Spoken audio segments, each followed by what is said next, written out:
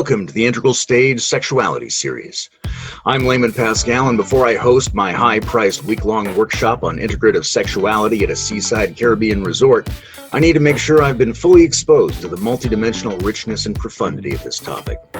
A topic that most people find deeply physically compelling, emotionally significant, and for some people intellectually fascinating and brimming with spiritual and developmental potential. Here to share the ins and outs of their understanding is...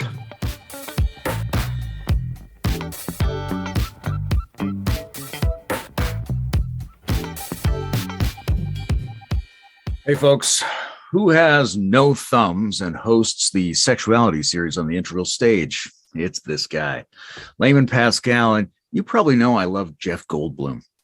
If you've seen the movie The Fly, you'll know that Jeff Goldblum once invented a transporter device, and he tested it on himself. It took him apart down to the quantum level, and he zipped across to the other teleportation chamber. Unfortunately, as you may also know, there was a little bit of squished fly in there too. And when he rematerializes, there's now a foreign element spliced right into him. What he wasn't became part of what he is. So now when a naked steaming Goldblum stumbles out of the star chamber, he's evolving as part man and part fly. But what if it hadn't been a fly? What if instead of an insect, it had been a raven? That's what I must presume happened to my guest today, notorious bird-woman hybrid, Raven Connolly. And she's here to remind us why no one wants to listen to a smart, attractive, leading-edge young woman talk about sex on the internet. Exactly. Yeah. Mm-hmm. Just turn it off right now. Go outside. First question, Nazi erotica. Thumbs up or thumbs down? I wonder where you got that. Okay, well, you know what? I feel like in a way, have you seen The Man in the High Castle? That series? I saw the first couple episodes. Yeah. I feel like anything with Nazis in it is a form of erotica. There's just this this like sexiness that's portrayed in film that I think that, you know, at least in the kind of American imagination, there's this association between Nazis and this like powerful kind of sexy fascism. So I don't know that you can really take the erotica out of the Nazism in terms of the imaginal. You know, I think in terms of the history, you start to see the gruesome nature of it, and it starts to emerge as something much more brutal and dark. But that's part of the erotic nature of the whole thing. It kind of gives it the juice that people are so attracted to. So I'm curious about how people handle that in a way that's most productive. I know there was a Zizek did this series. Maybe you saw The Pervert's Guide to Cinema, and there's a little section where he details the band Rammstein is performing with a little bit of Nazi paraphernalia. And his take is that it's not the use of the erotic insignias that's problematic. It's the horizon of meaning that we assume they're associated with. And if you use them apart from that horizon of meaning, you're actually liberating from that. Would you agree with that? yeah, I think that there's something to that. I think that especially it seems like culturally today, there's such a intense taboo around certain kinds of symbols that they cannot even be played with. Even in an ironic sense, without there being this collapse of the meaning to its most broad kind of associations. Like, you know, you mention something online and suddenly you're called a Nazi. You know, like there's just this this lack of playfulness. And I think symbols do need to be removed from some of their context in order to enter into the imaginal. And you do play with the way that people have these like deep associations with those things because they have a magic to them that grabs you. You know, if you see somebody, you know, wearing some sort of Nazi paraphernalia at a party or something, it's like, whoa, not that I've seen that, but like I could imagine it being stressful. And I mean, I've heard stories of in the punk old days, you know, and when people would actually do these kinds of things, like, and I imagine that was a very kind of liberating environment to be in terms of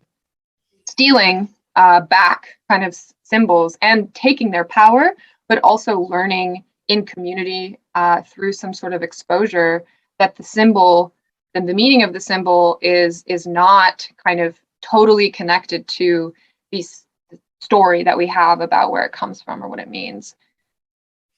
From the point of view of the onlooker to someone doing it, seems like we have to leave open the possibility that they may be liberating themselves, or they may be falling under the sway of the charge that's been placed in those symbols. From the point of view of the person doing it, what do you think makes that difference? Well, this is a tricky question. For Giordano Bruno, who is a Renaissance magician, he talks a lot about how the magician has to be careful to not come under his own spell, right? And so I think that this has been a question for magicians, since the beginning of how do you know that you're not being kind of cast into your own meaning-making world that makes you delusional and loses your power, right? So, I mean, I think that it is a matter of being willing to be wrong, and being willing to admit that you're the fool. Pride, I think, comes in as the thing that needs to be broken with a lot of this. If you think that you can be the one who masters the symbol without the symbol mastering you, you're much more likely to fall into a position where you're not able to see that you've lost yourself in something. And often it's reality in the most aggressive forms that has to come down upon you in order to wake you up from your pride and kind of force some sort of humility into the context. And so I think some people, either the way that they arrange their lives or the kind of path that they're walking, it doesn't matter like either what happens to them, or they're insulated from the real kind of reflecting to them that they've become mastered by their own power, by their own symbols. I think actually in terms of power literacy, it's important to be surrounded by other powerful wizards who can call you on your bullshit, so that you're within this context where your blind spots are being examined. And I mean, that I think is one of the better ways. So there's also maybe you need to have some opening in your sense of self where you are aware that you can be fooled and that you are not in it by yourself. Because if you are, then you're much more likely to lose touch with your own power and with how that power that you have is affecting you. Collaboration and humility. Good tips for demon summoners at home. I want to underline the phrase power literacy. I don't know that we need to talk about it right now. I just want anybody listening to be aware that that's a thing that should be on their minds.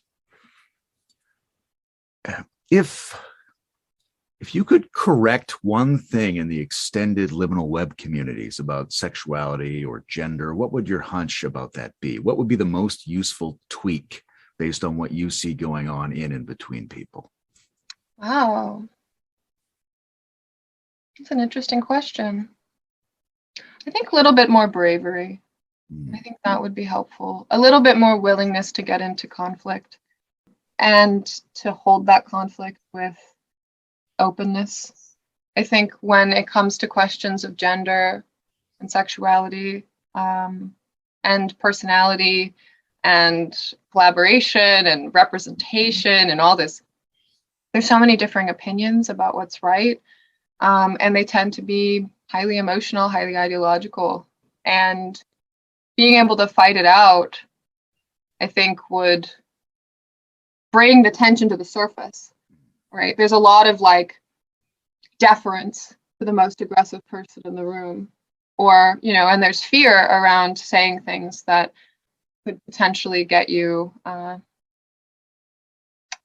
exiled or just cause conflict in your life. I mean, it's a kind of conversation, or like a sigil, it's an incantation. It's a summoning, right? It's a summoning of attention.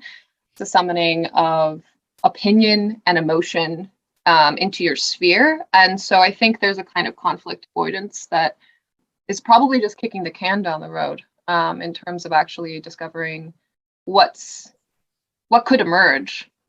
And incidentally, I think that there's maybe a general kind of attitude in these spaces of conflict avoidance or like keeping the conflict kind of behind the scenes, because I'm sure there is conflict. I can't imagine that there isn't conflict between people in this web.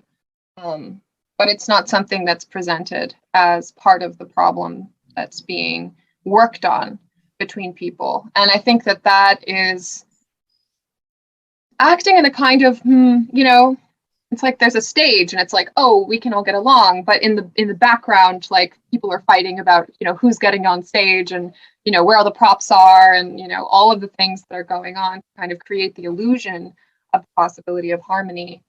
In the meantime, conflict, I think, is the juice, right? It's like becoming perceptible to others, coming into a state of negotiation where you're working with people who are sovereign, so that you can trust how they show up. But not everybody is, and I wouldn't claim to be, right? So then what kind of position are you in when there's asymmetries everywhere? There's asymmetries everywhere in the way that the sexual world emerges between people, and that creates the necessity for negotiating conflict. So I think that would maybe be my suggestion, a kind of bravery to enter into the world of conflict. SOA, I did a session that was on female rivalry, where it was very meta. We talked about the feelings of like, wanting to be the smartest woman or like the most attractive woman or like whatever in the call. And I think that kind of session or those kinds of things, experiments, could potentially draw out that underlying conflict that stews beneath the surface, and allow for people to see that it's not the end of the world to enter into. Is there a danger in that? Is there something like, I think a lot of people would hear that and think, yeah, that sounds about right. But is there anything we might lose by bringing the backstage on stage? Right? Does it put anything that's important at jeopardy to do that? I mean, I think so. Yeah, that's the whole thing. That's the very tension the of the whole why. thing, right? Like and that's what people are cautious, right? And why I think like for gender stuff, sex stuff, like a lot of it happens behind closed doors, and in a way, I respect that. Like I truly do respect that. I also respect that a lot of people who have families or are like living in a world where they're taking care of children, there's a little bit more reservation to how you enter into these public spaces, and I completely understand and respect that. And I've wrestled with that myself, of like, okay, I am exposing myself. I'm exposing my nature, my being, my inner world into this public arena. And what are my boundaries? What are the things that I want to invite from doing that? And what are the things that I would rather kind of tread lightly on? And this is where I think there's a kind of question of personality, where like for someone like me, it's much easier to just be like, here I am. I'm just going to say what I want, rather than being like in my head, like, am I going to do this? Am I going to do that? Am I going to say that? I just kind of show up and say what I feel. And it's much easier for me to do that. And when I'm in a time in my life where I feel like something is private happening that I don't want to share, I just don't show up online. I just remove myself. And when I'm feeling like I can, everything about what's going on, I feel comfortable talking about, or at least in the abstract, I'm ready to enter into a public discussion. And not everybody is like that. So I think that that's where it is important that there are a certain diversity of personalities in our communities, so that people can see things demonstrated and not yet have to be the person who's exposing themselves to the world, because not everybody is suited for that position. And it does require some amount of like shamelessness, I think, or at least foolishness to just share oneself without much consideration of possible implications of that. But I think that there is a danger to it. So then that's where we can begin to draw from our reservoir of understanding about setting magic containers, right? Like we can use our tools in order to hold things, and bring intention to these kinds of conversations. But it's also possible to get into these things in an implicit way, which is the other thing about all of this stuff, about eros and about conflict. There's the question of like, oh, these two people are in conflict, let's talk about it. But then there's also the investigation of it as an abstraction. And that can kind of allow for a discussion of principles involved without drawing it down to this person and that person and the conflict that arises from that. So there's other ways of engaging with the material that I think makes it a little bit safer for the community to hold. But then sometimes I think a little eruption is the kind of energy that is needed, and we shouldn't be afraid of forcing energy from the diverse places that it comes from, in human being. So yes, it's a tricky place to be in. One of the things that the Dark Renaissance contingent is calling some of the other aspects of the liminal web community toward is an emphasis on the risks and self-explorations involved in something like sexual maturity. And sexual maturity is a very slippery concept to define, because we're not exactly sure who's in a position to say what it is. We're not exactly sure whether or not the goal of maturation is itself an ideal that is powered by and conceals a certain immaturity. It might be safer to look at the question in a personal way. When you look back at your life so far, what evidence do you see that you might have matured in your view towards sexuality? Yeah, I was just thinking about this morning. Particularly the point that you made about personal stories, right? I think probably the best way to actually get in touch with where you are in terms of your own life path and your relationship to your particular context when it comes to love and relationships and intimacy and attachment is to see what people say as stories and not to see it as advice. It's just too particular. It's too contextual. Where we are and where we're going and what sexual maturity looks like for one person is not the way that it looks like for another person. If there is something, human beings are broadly diverse in how they cluster the possible combinations of traits that we have, and to think that there's some sort of general idea of sexual maturity that doesn't, when it comes into the embodied realm, become highly particular to individuals, I think is a mistake. And I think that's the challenge of wading into this conceptual space, because you say something like sexual maturity, it's like, oh my God, it's like such an abstraction. You're like, okay, well, that could look like polyamory for one person and like long-standing deep monogamy for another. And even that is like still at the level of like categorical thinking that doesn't even begin to get into the nuances of those particular stories, those particular journeys. I think for me, I definitely see an evolution in maturity.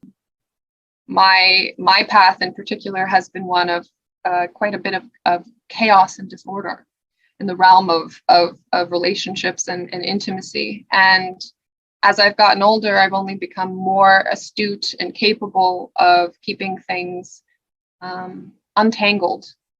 And that's required a lot of bravery, I think, fundamentally, because at the bottom of all of this is the context of our lives, of our nervous systems, of how we were involved with our attachment figures.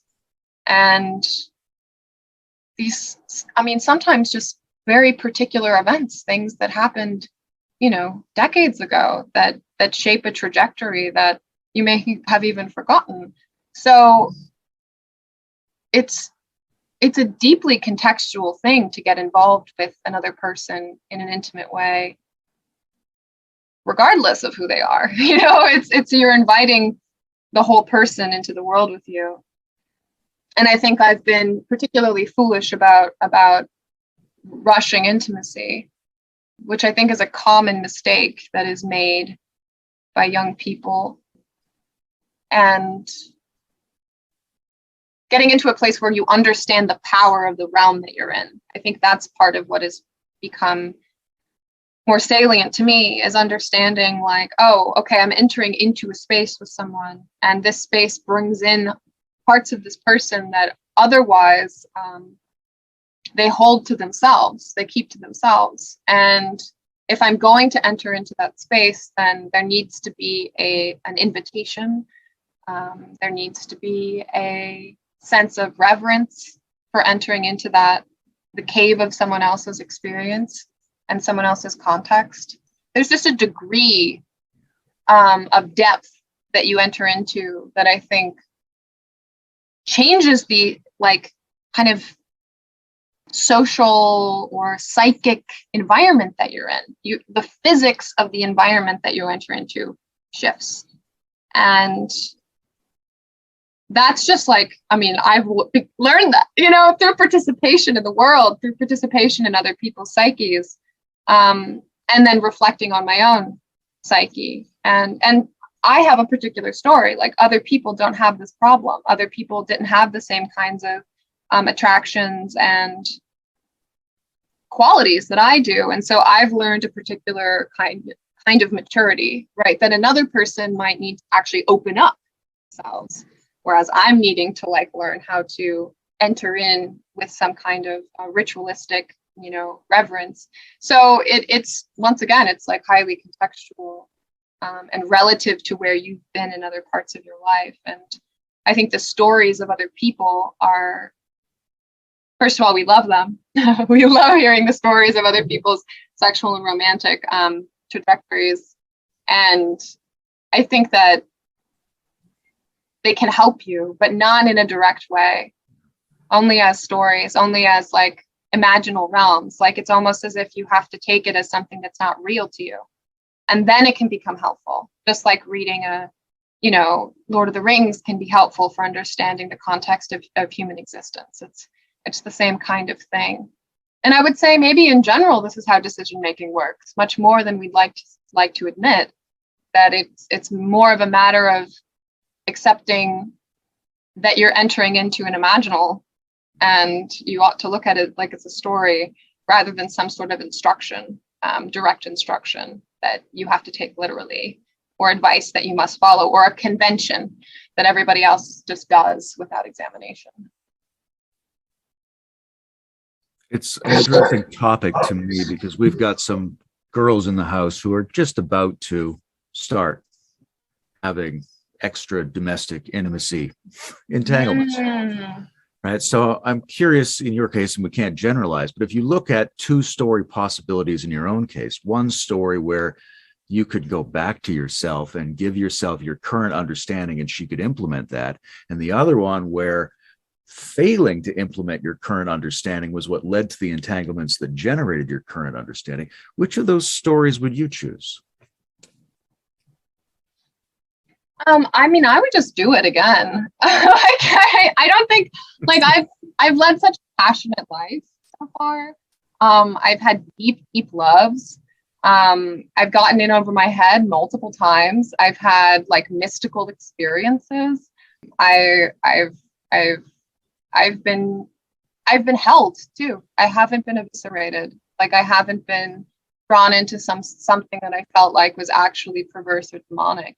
And I think a lot of that came from listening to my own intuition and sitting with what was highly relational, highly contextual. Like I've steered clear of the conventions around dating, and I've like really lived from some gut feelings about like, this person, and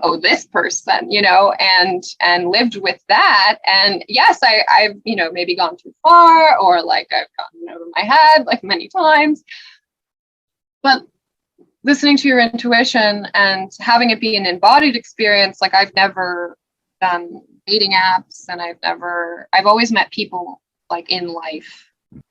Like those are the relationships that have been the most sticky and significant to me. And so surfing a navigational environment where like you're actually making contact with these like hidden yet perceptible aspects of another person, and then letting your intuition kind of take you over in terms of how intimate you want to get with them, and then working from that position. And as long as you have a support network, you know, I think that I was lucky enough to have one where if I did get in over my head, it wasn't the end of the world. It was never going to be the end of the world. So you can, and it's a beautiful space, I think, to experiment in, to make mistakes in. Because if you have a good kind of instinct for worthiness, for someone who's going to treat you with a sense of worth, and that you're able to actually give that to someone else, even if there are things that come up that distort your capacity to actually show up in an integrist way at times, it's held. It's held by actual love and commitment. And to make mistakes in that context, I think, is a beautiful way to live. And I've learned so much, and I have such deep relationships because I've actually entered into this world of risk where you do put the relationship at risk. You don't know whether or not you're going to survive the situation. You're totally, you know, risking what it feels like your life when you get into these things. And I think that we seek that, like at least I have. I have been seeking risky things and things that tested me and things that brought reality back into me through another imperceptible, like intelligent, creative, and whole person, someone who was going to respond and force me to contend with who they were. And when we sidestep this kind of thing, when we avoid it, or we only stay in these relationships that keep us at a distance, you're not really contending with other people in a way that shakes you. It's always like on your terms, right? And so I think that part of my life has been entering into dynamics where things weren't all on my terms, and having to negotiate that while being deeply attached to somebody, and having to figure out how to give them what would keep them there and keep them happy, and then the vice versa. You know, it's an environment of continuous negotiation and checking in. And I've done it very kind of haphazardly, but now I'm like, oh, I can do this consciously. I can be discerning. I can make choices. I can ask the other person about what's going on in that kind of intersection in their experience, and I can seek the truth in them, the truth that they're willing to give me or to show me. And so the whole thing kind of becomes more clarified and nuanced. It's both. So I would say that it's one of the most beautiful places to take a leap that I've known, and to be wrong and to be foolish, because often you end up with either a great story or a lifelong friends, lifelong bonds, even if things don't work out the way that they never do. So I wouldn't change it. I mean, I think that if I could give myself something, I'd give myself a little, like just a higher dose of bravery. I think of bravery for myself, being able to stand in my own center with a little bit more willingness to risk it all. I think that if you're in a position where you know that you have something to give, and you know that it's valuable, and you've been treated well by your parents or by other people in your life, you're much more likely to stand in your own center if someone's treating you poorly, and say, like, look, I love you, but I need you to stop treating me this way, and these are my conditions, and if you don't, I'm going to have to remove myself. And I think that I didn't really have as much strength in that. I had some, but I didn't have as much as I think that would have helped me navigate some of the more like edgy kind of, holes that I got into. But that's just a quality of character that then I've learned. It's just taken me a little bit longer. There's kind of a call going on. I mentioned it earlier, this call toward sexual maturity and risk, but it's not just those things. Darkness, lack, the anomalous, the unconscious, the sexual, the predatory, a new appreciation of conflict. Are these, perennial aspects that have to be counterbalanced, or make sure that we're not excluding them? Or is there something about this moment in our community and in the world where it's especially important to stand for, call out, and amplify those qualities? I mean, I do think it's perennial. I don't think that we can escape this. It doesn't make any sense structurally. Just the level of, like, if you really face the human being, I don't think that you could ever, like, logically get rid of conflict. It doesn't make any sense. Makes no sense. There's an illegibility. There's an illegibility to who we are. We're not even legible to ourselves, right? And especially if we're living in a time where convention is no longer serving us, where things are not as they seem, you have to begin to investigate your deeper capacities to navigate that won't necessarily reveal themselves for what they are until you can discern your own illegibility, your own imperceptibility, which is a process of making so many mistakes, and contending with your limitations of how you view yourself. And what's better than to be in relationship to see the limitations of how you view yourself? I mean, I've been in relationships with people where, like, they saw something in me I literally could not see. It was outside of my view of the identity that I had constructed and that I was operating within. And making contact with people who see, literally can see something that you can't see. I mean, there's a little bristle to it, because you're like, oh my God, my ego, it's like, it's being contended with. It's going to maybe lose itself. It's going to maybe die because of contact with this person, just by their presence, not even necessarily something that they're saying, because this stuff is happening on an embodied level, because you're being seen, you're being witnessed by someone, who has a hole in their head, like in the sense of there's an awareness that they're emanating from, and they don't even know it, right? But the more in touch they are with it, the more that they can actually hold what they're seeing and let go of who they think they are. And I just don't imagine a world where there isn't some blunders, and some difficulty and challenges in figuring out how to hold yourself in that context. It doesn't make any sense, especially because so much of what burdens us in terms of treating other people well is histories of trauma. Are we just going to wake up one day and everyone's free of their trauma? I mean, I guess that's the psychedelic movement's kind of like weird, utopian promise. But I think that part of our lives is working these things out. And psychedelics might be a part of that. But it's so are our relationships. I mean, almost that's the whole thing. So yes, I think it's perennial. And I also think it's important dialectically, especially for these groups. There's a tendency, I think, towards, nonviolence or, thinking that we can live harmoniously and peacefully. Like, there are these visions, right? And they make sense. They're nice to think about. Wow, wouldn't it be nice if we lived in a world without any conflict? Wow, wouldn't it be nice if there weren't things that I wanted from other people that they didn't want to give me, that I still wanted to fight for? Wouldn't it be nice if I just could have the things that I want, or that I could just not want anything?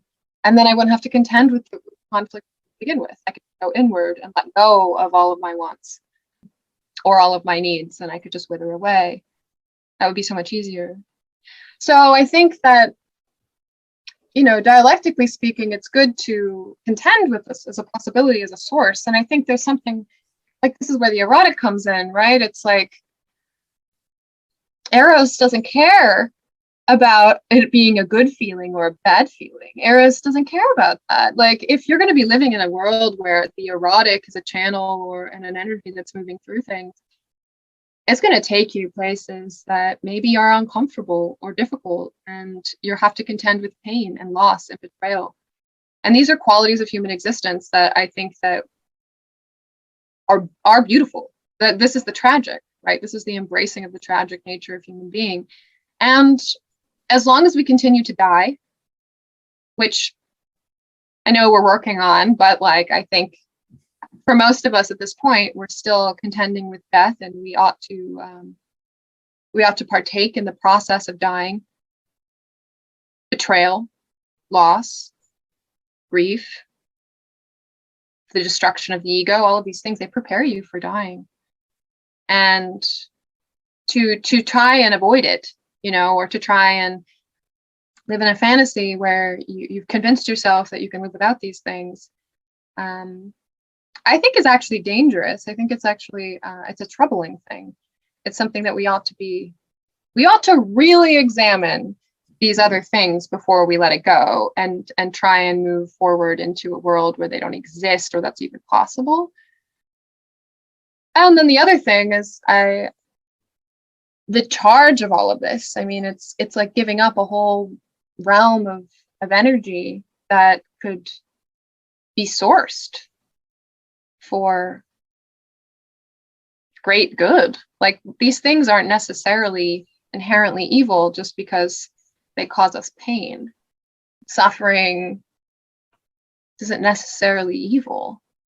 And the pain is often, the kind of energy that you need to get shocked out of your limited worldview and your limited sense of self, really your limited sense of self. You need energy in the system to like liquefy your structures of thought and allow you to fall into an annealing stage where you can recrystallize and become another person.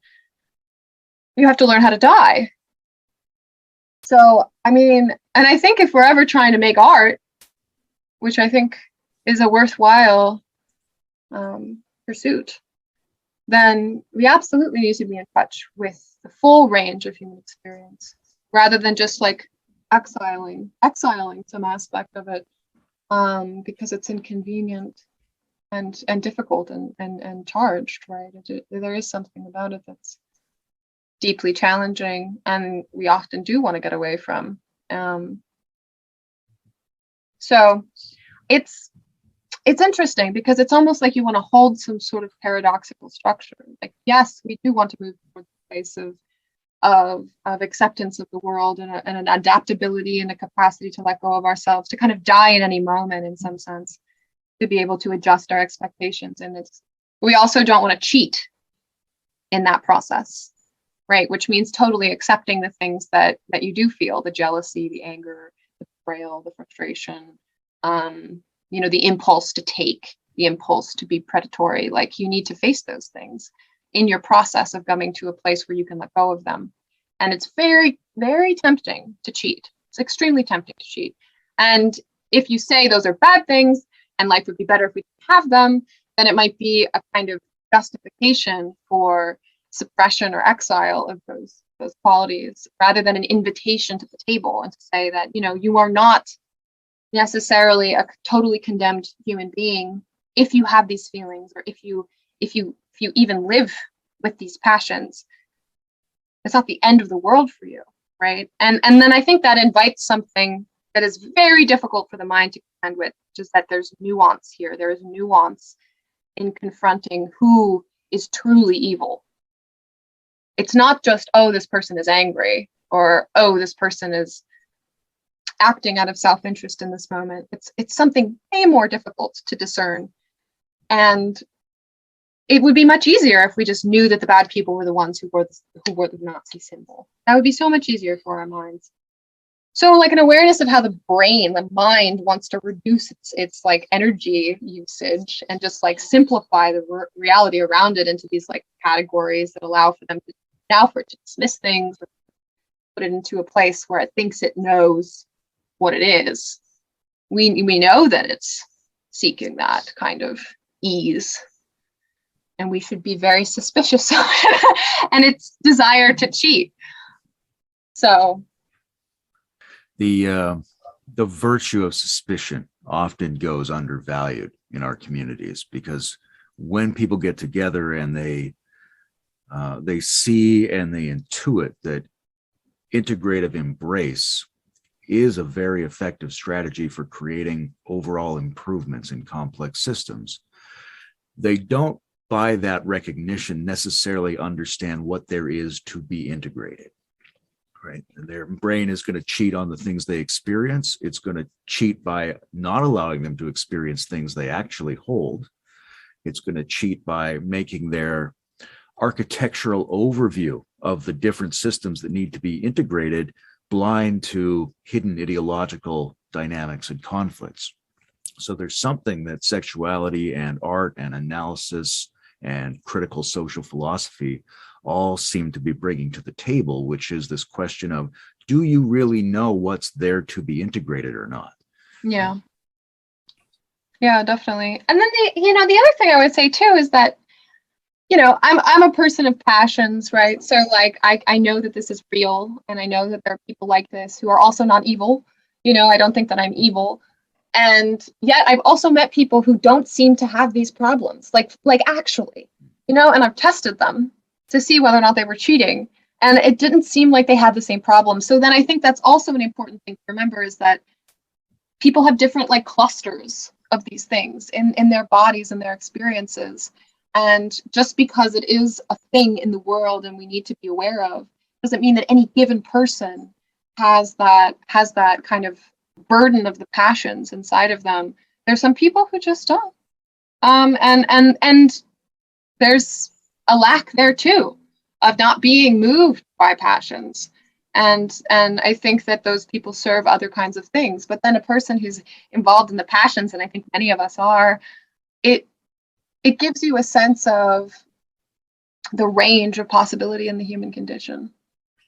And we'll always have to contend with the range of possibility of human being, rather than any particular ideal or any simplified kind of notion of how we could be. If we could just pick the people that we like, or we are like, then we'd have the utopia, right?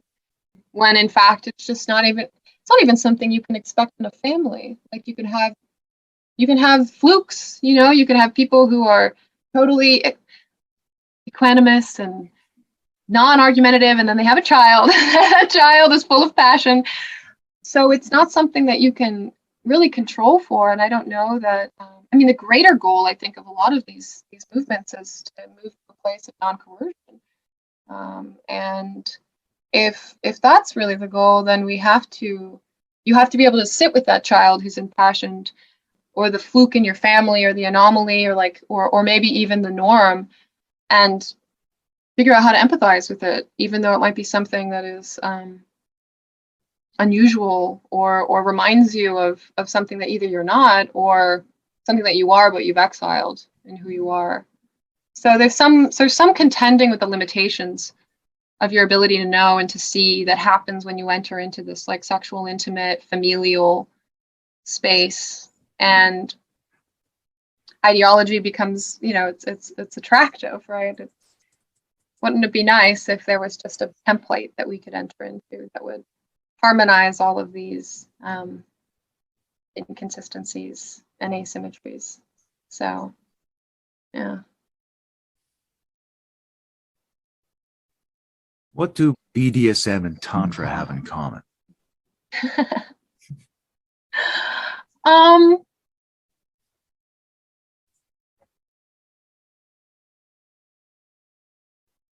I think that there's this kind of,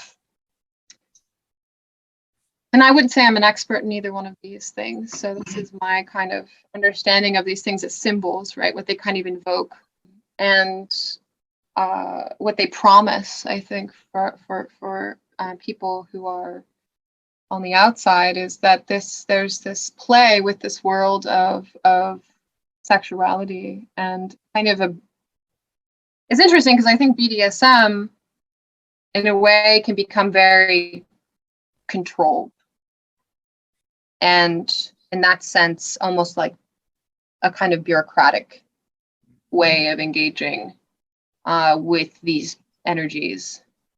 And there's something interesting about that. Like because of that, there's a lot of phone is ringing. I'm at my grandma's house, so everything is loud.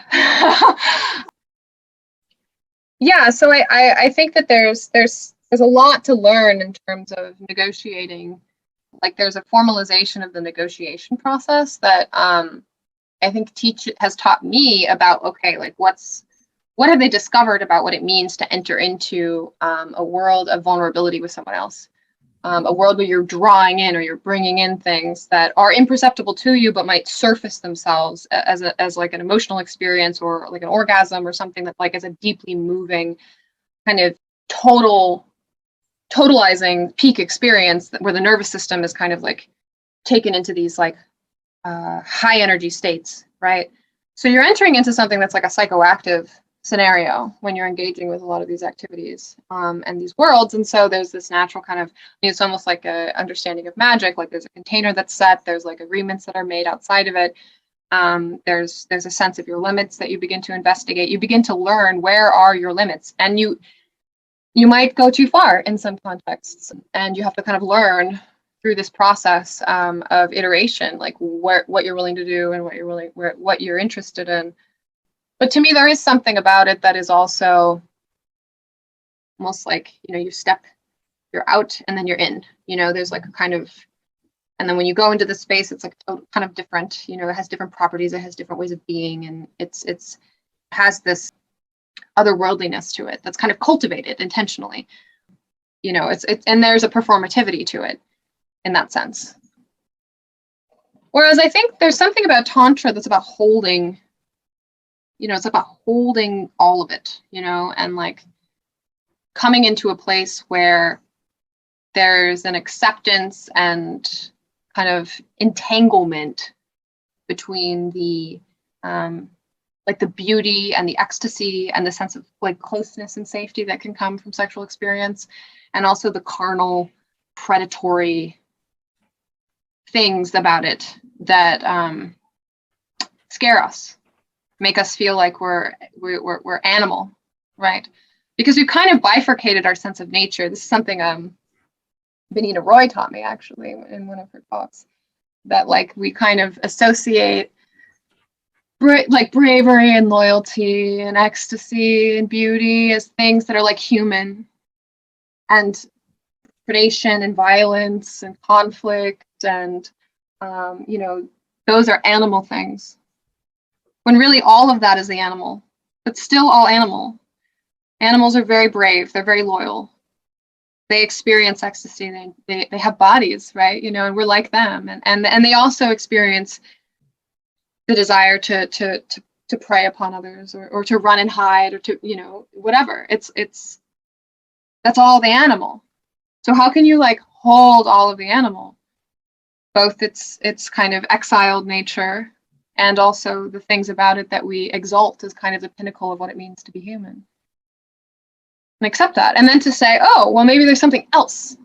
Maybe it's not just, for us, it's not just a matter of being mere animal. Okay, so maybe these other qualities, these are aspects of our character. This is like a development of our nature, our being, our sense of being in our bodies, our channel to this, like, to the sexual source that we all have.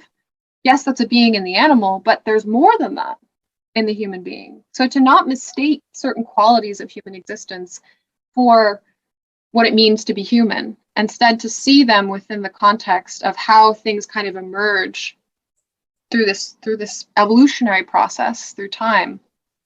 And like, I think Greg Henriquez does a good job of kind of like weighing this out as well, in terms of, as humans, we enter into this justification layer.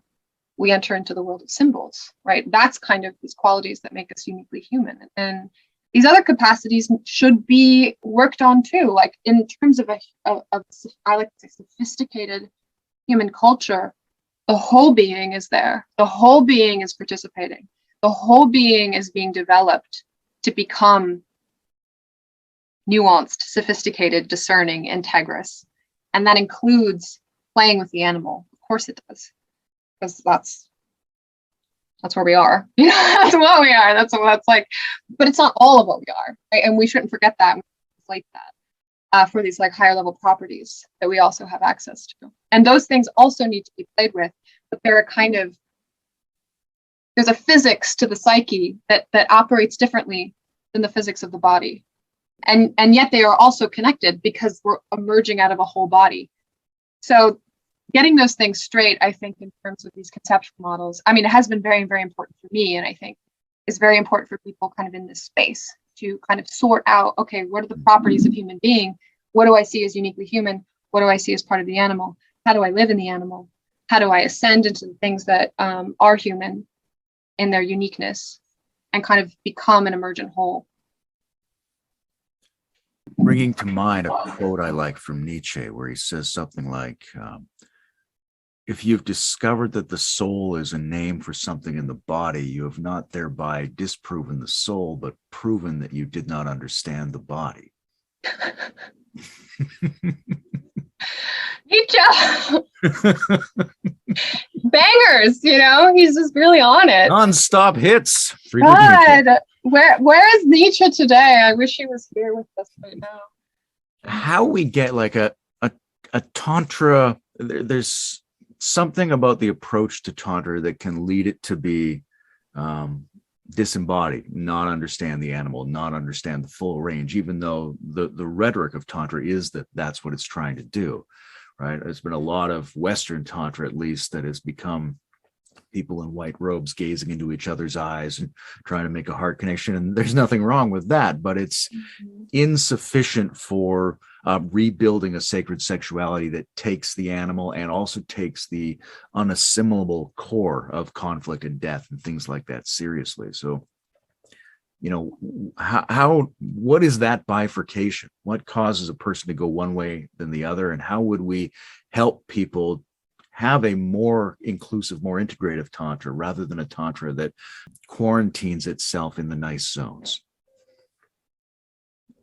We're right back at the same problem again. I mean, and it seems like the drag in Western culture in particular really brings it up to the head and kind of unifies the justification system with like being. It's like, oh, well, we can justify good. We can justify human dignity. We can justify being nice to each other. We can't justify being predatory. We can't justify harming each other. We can't justify violence. You know, and so it's like trying to harmonize those things and ignoring this kind of like pattern of emergence. And I mean, I think that it's generally like a problem in human life. I mean, you can go back into philosophy and see that there are philosophers who seem to privilege this kind of experience of the mind over the body, and a sense of the body being this messy place of like death and destruction and like sex. And it's like, oh, like we don't want to be there. Like, let's go up into the mind and like we can figure everything out, right? So this does seem to be part of the kind of perennial problem of the human condition. And when you're living in a context where like a whole world has been built around this, institutions, structures, and social convention, even like the hippie movement or like these kind of countercultural things have this kind of convention inside of them of nonviolence and kind of trying to cast out the conflict into the edges and pretending like maybe we're better than that, like we're higher. There's like a kind of moral grandstanding that comes with all of that. It's the kind of thing that I think many people may not ever wake up to. I think that we have to contend with that. And that for some people, you may just have to be patient with them and play with them and try and bring that into the frame. I think that's the beauty of art, right? It's like, it can reframe things, right? If you watch like a film that's arresting, you know, that like scrambles your associations. And I mean, going back to the wearing a Nazi outfit, you know, to engage in some sort of social activity, it like glitches the mind. It's like, oh, I don't know how to deal with that, you know.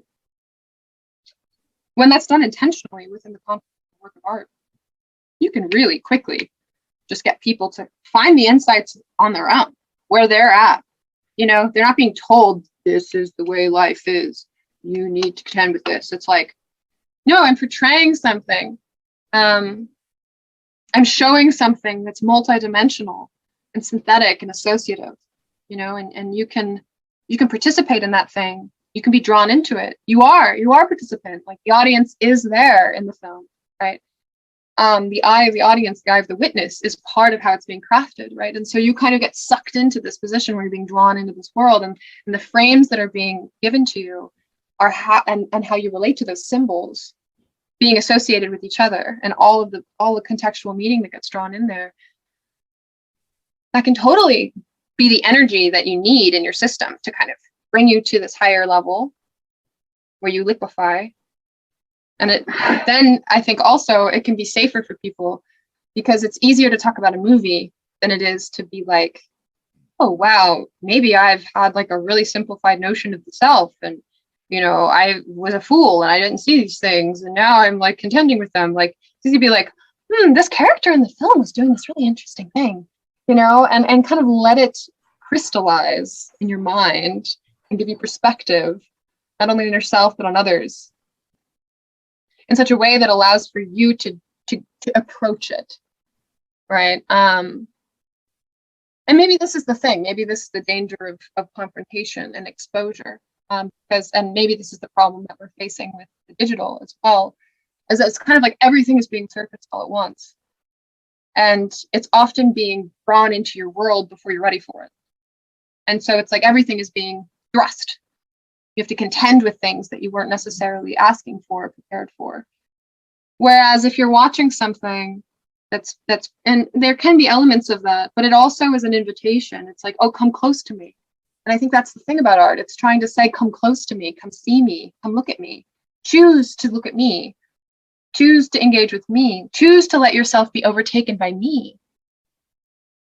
Let me scramble your mind, right? And because it's something where it's about attraction, right? It's about drawing in, it's about seduction. Someone does choose to enter into it. And that allows for the kind of going towards that gives people an openness and a receptivity. If it's like, oh, I'm being, like, you're telling me I have to deal with these things? Like, I'm closed, right? It's like comes to you too fast. You're like, I can't deal with this. And you shut people down. And in that sense, you might be perpetuating their state of being for much longer because you're overwhelming their system. So, you know, the way that we can invite things. I mean, Peter has this thing, he says, seduce the culture, right? And I think that's part of it. It's like, okay, like create a space, create a lantern, create an environment, invite people through seduction, not through coercive seduction, but through this like truly being desirable, truly having things that are worth people's attention. And if someone can identify that and draw closer, then that's something that they're making, a choice that they're making within the context of their life path. They can get as close as far as they want. They can go in, hang out, and then leave if it's too much. And that's, I think, a kind of structural environment that can invite people into that context without forcing them to contend with things that they're not ready for. Hashtag less rapey art. Okay. Non-predatory art, although maybe Bard would say that's impossible. Maybe I'm falling into the same trap. Desire. There's a couple broad ways of thinking about where desire comes from, right? There's some people who've thought that our desires reflect some deeper hidden part of ourself, like it's the signature of the soul.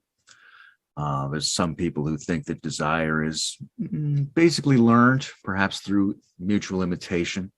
And there have been some people who thought that desire, this was Timothy Leary's idea, that there's moments of chemical imprint vulnerability. And whatever you're exposed to when you have those particular chemical vulnerabilities at that moment are locked in deeper than anything you would learn through your interactions with people. For you, what's a useful way of thinking about how people come to desire what they desire? Mm-hmm. I think all of those are true. Because desire, once again, it's an abstraction, right? Like we understand what we mean by that, but I think that it's a name for something that has many different forms in terms of how it shows up within you, how it interacts with you. I think that I've like just personally, like I've had desire for things that were implanted in me by, you know, either by the culture, by my parents, or like by some sort of weird idea that I got when I was like 5. I was like, oh, I'm going to be this way. I desire that. And it's, you know, that kind of thing. And I would say that that is an expression of desire, certainly. I wouldn't dismiss it as non-desire, because desire is the force. It's not the thing that it's being channeled towards, right? So there's all sorts of ways in which desire can be perverted, let me put it that way. That you can channel desire into places that is actually not drawing you into a cycle where it's sourcing you. There's all these sinks, you know. Your desire can be drawn into vacuums where it just sucks you in and kind of takes away your capacity to continue to generate that force. So I think participation in life, like actually trying to pursue the things that you desire, is one of the best ways to discover, okay, wow, I just tried to go for this job. I'm here. I hate this job. I don't want to do this. You know, or I just tried to buy this thing. Okay, this thing is not making me happy. What am I doing with that? You know, there's an iterative process. And once again, you can admit that you're the fool, that you've been drawn into something that did not actually fulfill you or get you into this cycle of deeper resonance with yourself. Then you can say, oh, well, that just captured my desire. That was a capturing of my capacity to desire. And that is in no way fixed. I mean, desire is anything if not malleable, right? It can be channeled to so many different kinds of things. And so it's about, I think there's different processes in human existence. There's a process of clarification of oneself, where you're letting go of I think limited structures or notions of the self, right?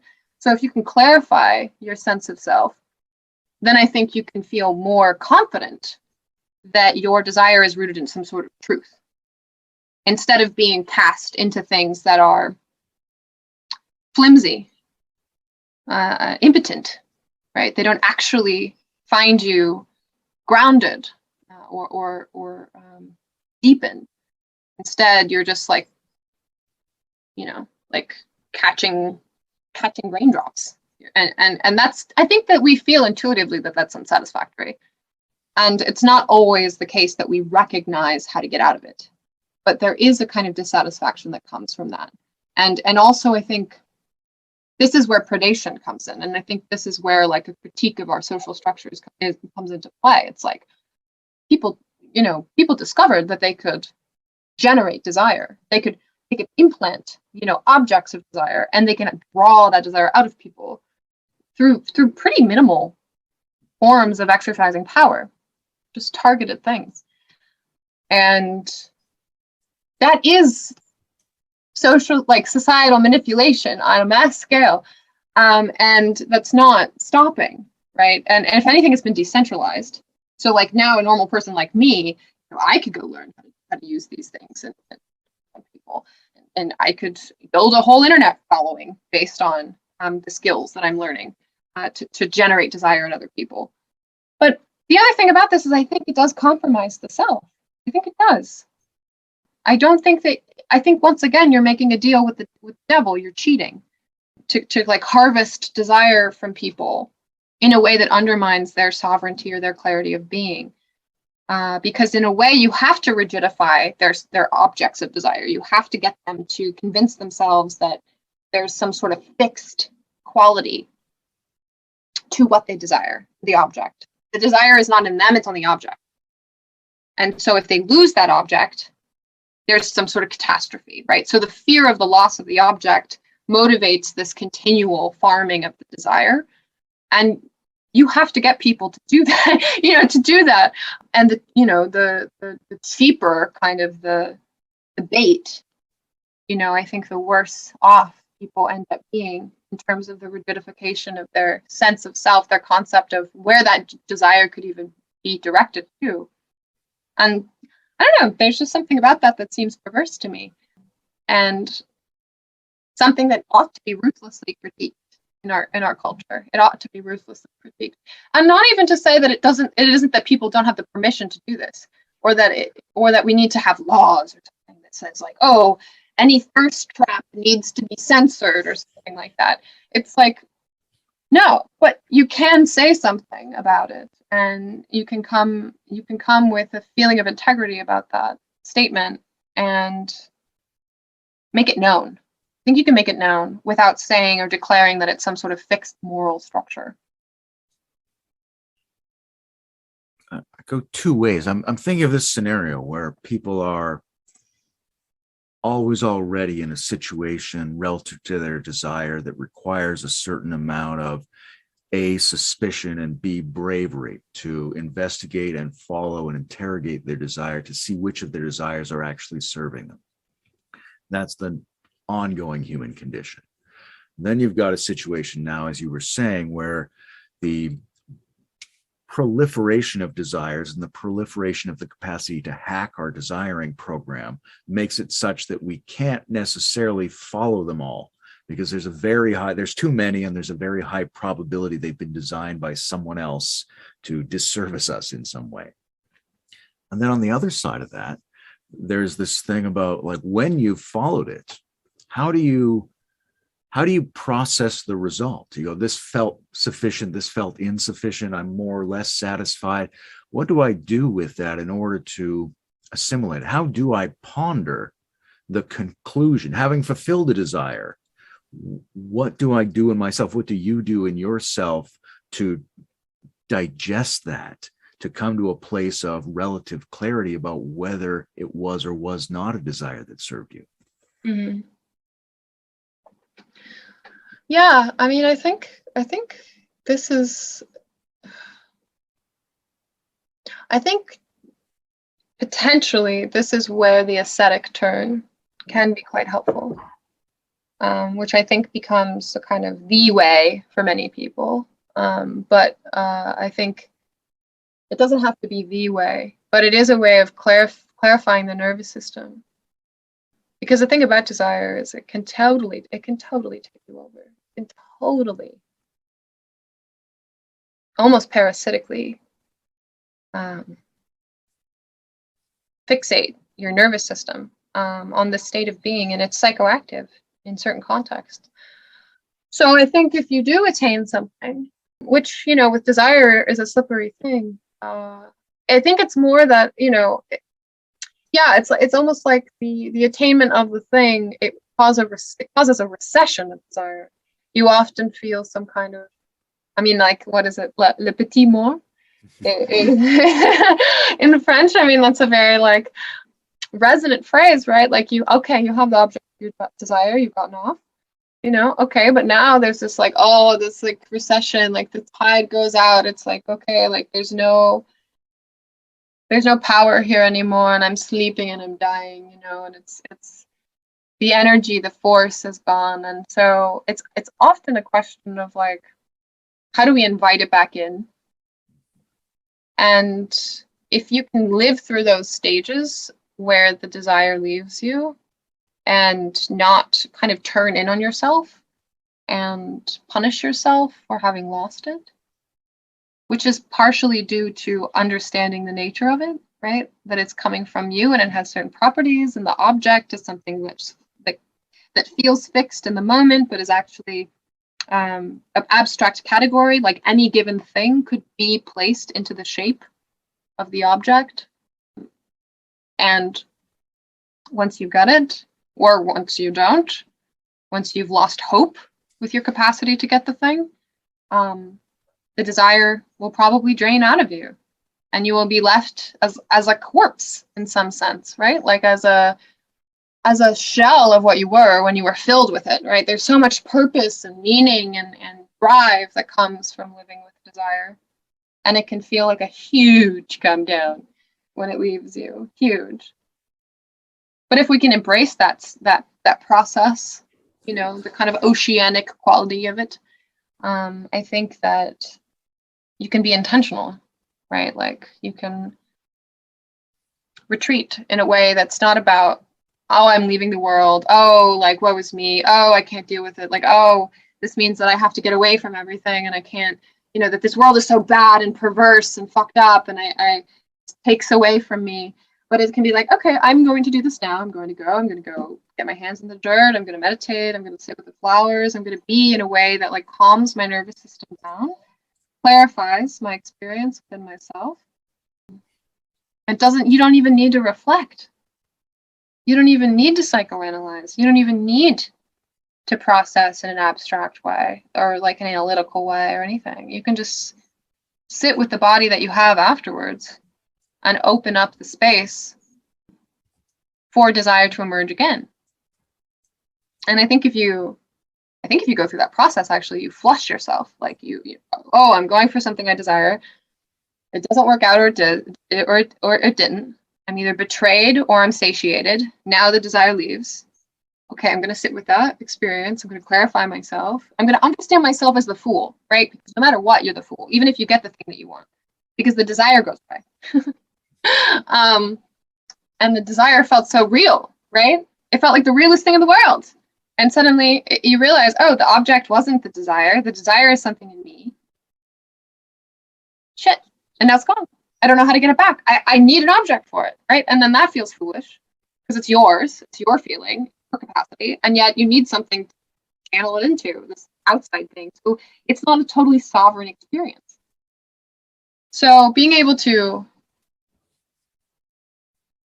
let it wash out, let it recess, let it like go out, and clarify and open up your nervous system for it to arise again.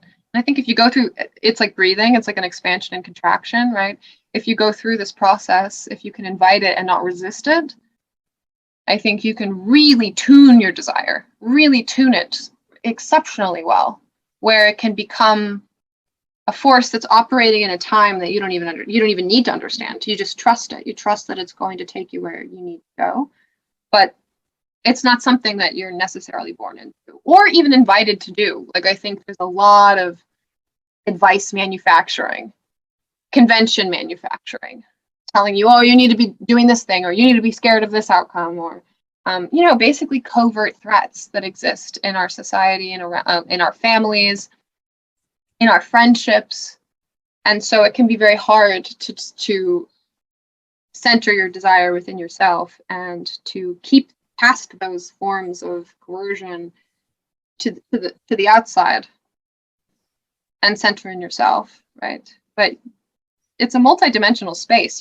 There's no one thing that's going on. It's structural, right? It has many elements to it, and it's complex geometry. Like, that's the nature of the psyche. It's like its physics is different. It has no gravity.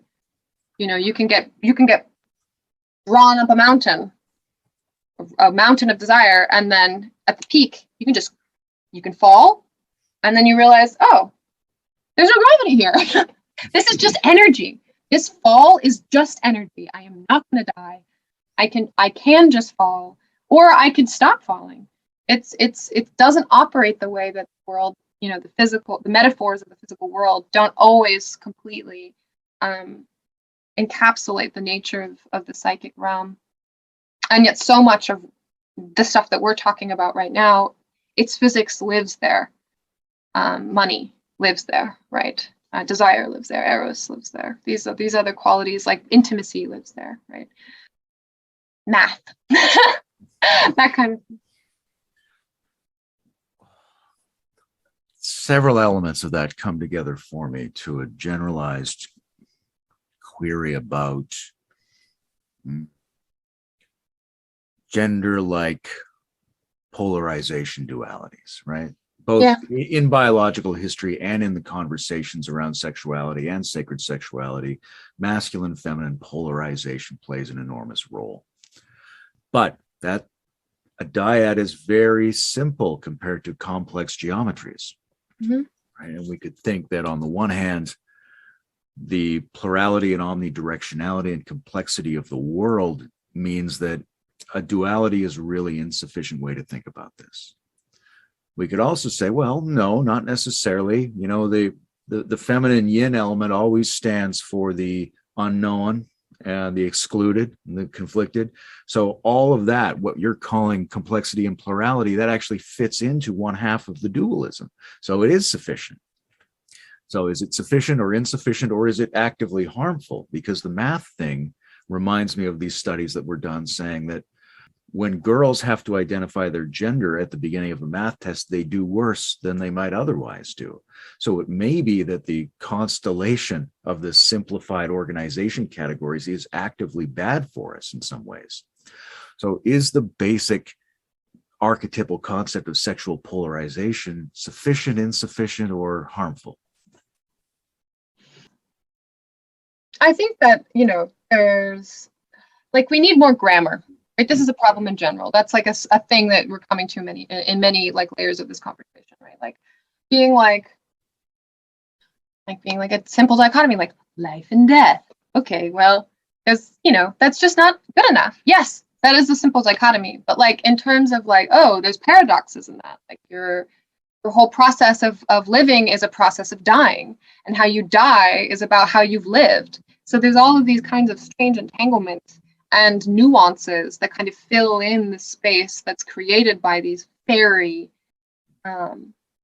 very general structures, right? It's we don't mistake a frame of a house for a house. But most people don't understand, there's a structure here. It follows certain laws. And in order to have a organic relationship with this place, there needs to be little steps that are created to fill in the nuances. I guess I would use this metaphor, there's big gears, polarity of masculine and feminine. But then there are all these tiny little gears. There's all these tiny little things that are going on.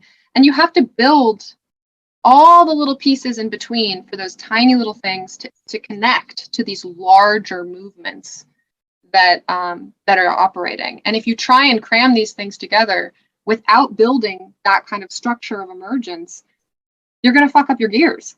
You're not going to be able to move the system. The thing is going to break apart. It's going to damage itself. And I think, it's a matter of understanding, okay, yeah, there's an underlying structure here. The structure of polarity, I think, if the gender thing is problematic for you, just think of it as magnetism. If you want to have a current, you need two sides of a magnet. If you only have one, it's not going to work, right? And the magnet's seeking something it wants, and the minute it happens, it's the property of our reality, right? The way in which we've even gotten here through the discovery of these things, being parts of physical processes. To me, it seems like there's an elemental aspect to it, right? And that to dismiss it because there's higher levels of emergence where things are more nuanced and there's more particularity, really misses the point. It's really misses the point. And it's more indicative of a simplified notion of the self, or a simplified notion of in the mind, the justification system. It's something perverse about this thing. It's we can't have this dichotomy. I don't want it to be this or something. And it's okay, well, you're resisting a property of the world and the reality, and the fact that there's an inheritance that goes beyond any particular body. It's you can find it in so many places. And the fact that by hitting this, in the level of physics, by at least of electromagnetism, by hitting that knowledge and being able to work with it, we've been able to just completely explode our capacity for agency, our capacity to change the world as a species. What kind of reinforcement do you need of that being an elemental property? That if you channel it properly, if you understand its properties, if you understand how to play with it, imagine, right? If we could only get this right, what would happen, right? If we could get this right, and not be reductive, right? Not be reductive, be oh, you're a woman, so you must hold the feminine. Oh, you're a man, so you must hold the masculine. And if there's any androgyny, if there's any mixing, then obviously you must get it out of you, and you must do something else because you're a perversion of these elemental qualities. Once again, the grammar, right? We need more grammar than that. It's you can have more sophisticated sentences than man, masculine, woman, feminine. What's a good definition of what the positive and negative poles are here? Right? We're looking at not just at the physiology, but also at the imaginal and the history. If you're the alien anthropologist surveying all human information artifacts over the course of history, Wow. what's your conclusion about what masculine and feminine are pointing to? What is the hieroglyph there? Yeah. What's the formulation of the feminine and the formulation of the masculine that is a little more adequate than the one we normally use? Yeah, I guess what I do is I just don't start there. I think that that's starting at a level of emergence that's just like it's on a symbolic structure that I think is more confusing than it is like illuminating. Particularly, like, once again, we're in a context where words are just being inflated. So it's like it's help, especially gendered language, gendered words, right? Like there's so much social conflict over the usage of these things. Like it's a war of symbols and how they're used that's occurring. So I just am like, okay, well, let's toss that out. Whatever. The principles are there. Like I don't need to use that word. I mean, and there's this kind of duality thing. It's slippery, right? Because there's different ways of getting at it. Like I like to think of things in terms of the inside and the outside. I think that that's a beautiful way of understanding it. It's not quite about polarity, but it does draw you into this, like, okay, the inside of being. The way that I conceive of it, it's like a big hole. It's like a big hole. It's where the thing is coming from. It's where awareness is coming from. It's something coming out of, right? So it's like there's this vacuum. You could call it the void. What do we associate with the void? Oh, the feminine. What are women like? Oh, well, they're very internal. They're very internal. They're very aware of this like associative psychic realm, and it's physics. The outside is the legibility structure, right? It's the thing that's interfacing, right? It's the shell. There's a wonderful episode from the Jim Rutt show where he's talking to this like evolutionary theorist about the Cambrian explosion. And what the guy said I thought was beautiful. He was like, until things started eating each other, it was kind of like a flat. There wasn't a lot of hierarchical complexity. It was the explosion that came from predation, from the fact that things started to make shells. Like, oh, this thing's eating me. I need to find a way to protect my soft little body. That's the whole world of complexity that emerged, right? So the inside and the outside, the shell and the soft part, right? That's when you start to get burrowing because things are running away from each other, and then burning up of all of the sedimentary layers, right? This is how we know that life is there, right?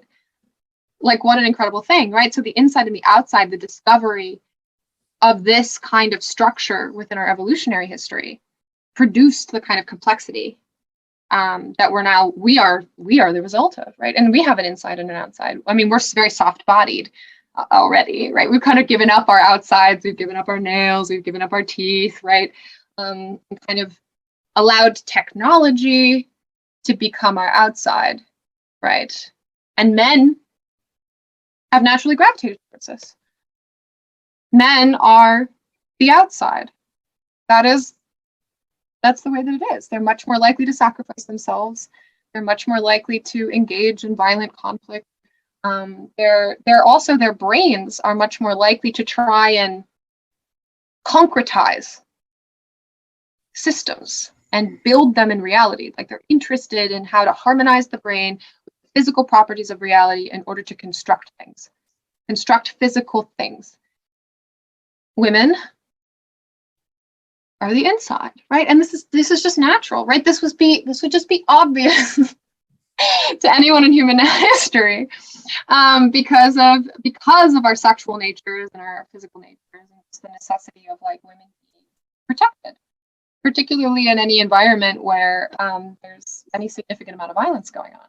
And you could see this, right? Like men built armor; they literally built shells for themselves so they can go out and stab each other with sharp things that they figured out about, how metals work, how the property of matter can be shaped to serve this this predatory drive that causes the creation of the shell. And that's also what's driven the process of the construction of civilization. So I think that, that's where I start in terms of the inside and the outside. And I think like the polarity there, it's challenging, right? So especially in the world today, like if you live in a city and you're like, let's say you're a woman and you're cultivating your softness and your receptivity to the world, and you become super attuned, like you can smell when your neighbor, is making a certain food, right? You can hear every single sound. You bring it into yourself and you lose touch with your ego, right? You're just a receiver for the world around you. You can hear when someone yells outside and it fills you up. And suddenly you're not only in touch, you're maybe out of touch with you and your ego structure. And suddenly you're drawn into this emotional process that has touched you where you are and you're receiving. You try to go to the grocery store and get on the subway like that. Like, it's loud, it's dirty, there's lots of people.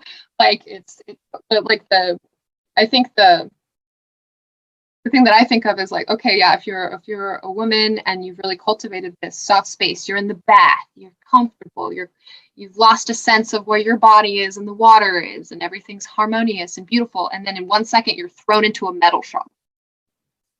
Like your nervous system is just going to be accosted, and you're probably going to become traumatized by that event because you haven't worked on the gears, And so I think like specialization of these things in our world is dangerous.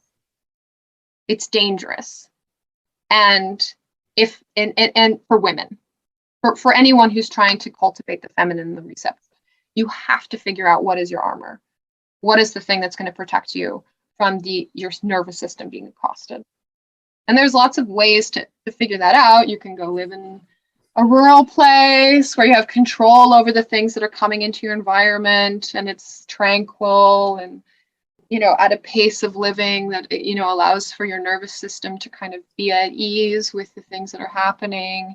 And then if you want to go and be accosted, you want to receive things that are unpredictable and chaotic, you can make that choice. But it's not like you have to do that to get necessities. So that's one way of doing it. There's lots of ways of doing it. You can send your husband to the grocery store. So there's like ways of doing that. But I think for many people, it's just better to become androgynous. It's better to, either the cheater's way, which is to say like, oh, I'm just going to be numb. I'm not going to really build a good shell, a good outside, and I'm not going to really cultivate a good inside. I'm just going to be kind of like trying to meet in the middle and just not really in touch with anything and just kind of like bumping around because I am actually not experiencing the senses and I'm not experiencing what it would mean to protect myself and my senses. Or the sophisticated kind, which is to say, okay, I'm cultivating receptivity, cultivating my ability to hold the void and let things come into me. But I'm also cultivating the ability to move out of that realm in some sort of like magical way, right? Through all of this, you can use symbols, you can use, totems. Like there's all sorts of manners of which you can kind of invoke a kind of the psyche to switch between those stages. And you can learn from BDSM in that, right? Like, or performance, like acting or any of these things. Like the people who do this, who switch between roles, who switch between receiving and acting in the world, they know these skills. These are not something like totally mystical. It's not mystical at all. It really is just like learning the capacity to do it. And then you can kind of move between these things. But there might be some people who choose to hold polarities. And, for a man who really leans into the polarity of masculinity, like he's going to want to have a woman who's leaning into the polarity of femininity. Because if you're a man and you go too far and you don't have this connection or receptivity, you could become psychopathic, right? And totally disconnected from your body. And it doesn't even have to look like some form of direct violence. And that's the thing that's going on in our world today. Like it's the violence that's occurring is not a violence of brutality, of blood and gore. It's a violence that is soft, and coercive, and about consolidation of power and centralization, and it's often gathering around the essence of kind of desire itself, which is money, which moves everything, right? Because it is an expression of desire, like in its most abstract, pure kind of liquid form, right? So that's how I conceive of it. I mean, I think, like, personally, I've gone through this journey being really masculine oriented, being really interested in shields, and protecting myself. I was like a punk. I liked to wear leather. I wanted to look cool and intimidating. But as I've gotten older, I've realized that I think particularly for women, getting in touch with the receptive qualities, like the capacity that women have, like the sensory capacity that women have on average for receptivity, for connecting to the void, I think is much higher than men on average. And so if you can lean into that and have someone holding you, have a man who's chosen to hold you, or be able to develop a code switch, so that you can like specialize to some degree in this receptive quality, in this feminine form, and also protect yourself if you need to go out in the world, I think is something that I would encourage women, if they hear that call, to go towards it. And I think it's actually I think it is something that would really cause the blossoming of our communities, of the world that we're in, in terms of like this liminal place. Like if men, I think the other thing about this, in terms of the kind of baggage, the narcissism of historical baggage, is that there's this idea that these things are bad, that the feminine is abject because it's kind of incomprehensible. It's kind of unordered. It's illegible. I mean, and so in our society, which has really grown from the masculine psyche, the shield, or the outside has kind of built all of our structure without connecting and continuing to be in relationship to the void. So we're facing a cultural inertia and an architectural inertia, like literally, like the built environment has an accosting quality to our senses. It forces us into this more like shielded position, forces us to specialize in this way. So you are in a way like having to work with the hostile world, and it's a difficult call to take on. You have to figure out how to do it. But if it can be respected, right? If women can be respected in going down this path and held and supported, I think that there's a lot of potential for leveling up, if I could use that metaphor. And I think maybe it's necessary, if we're going to be playing on the level of centuries here, we're going to be getting through this liminal epoch. I don't know that we can do it without women being connected to the void and without cultivating that specialization, that polarity. So it's a task that, if you feel the call for it, I think it's outside of your time. It's outside of your lifetime. It's in a time that's beyond you. Like I think both men and women are feeling that time. So you just have to listen. I'm curious about symmetry or asymmetry in trauma. Like you were talking about this move from the void, from the bathtub to the machine shop, from the inside to the outside, right? And there's an increase of energy, but it's not the kind of increase of neural energy that we're looking for, because it's involuntary, it's too abrupt, it has more of this traumatic quality. If you think about it going the other way, if you think about the move from the masculine to the feminine, from the outside to the inside, is that equally traumatic, or is there an asymmetry in those traumas? I love that question.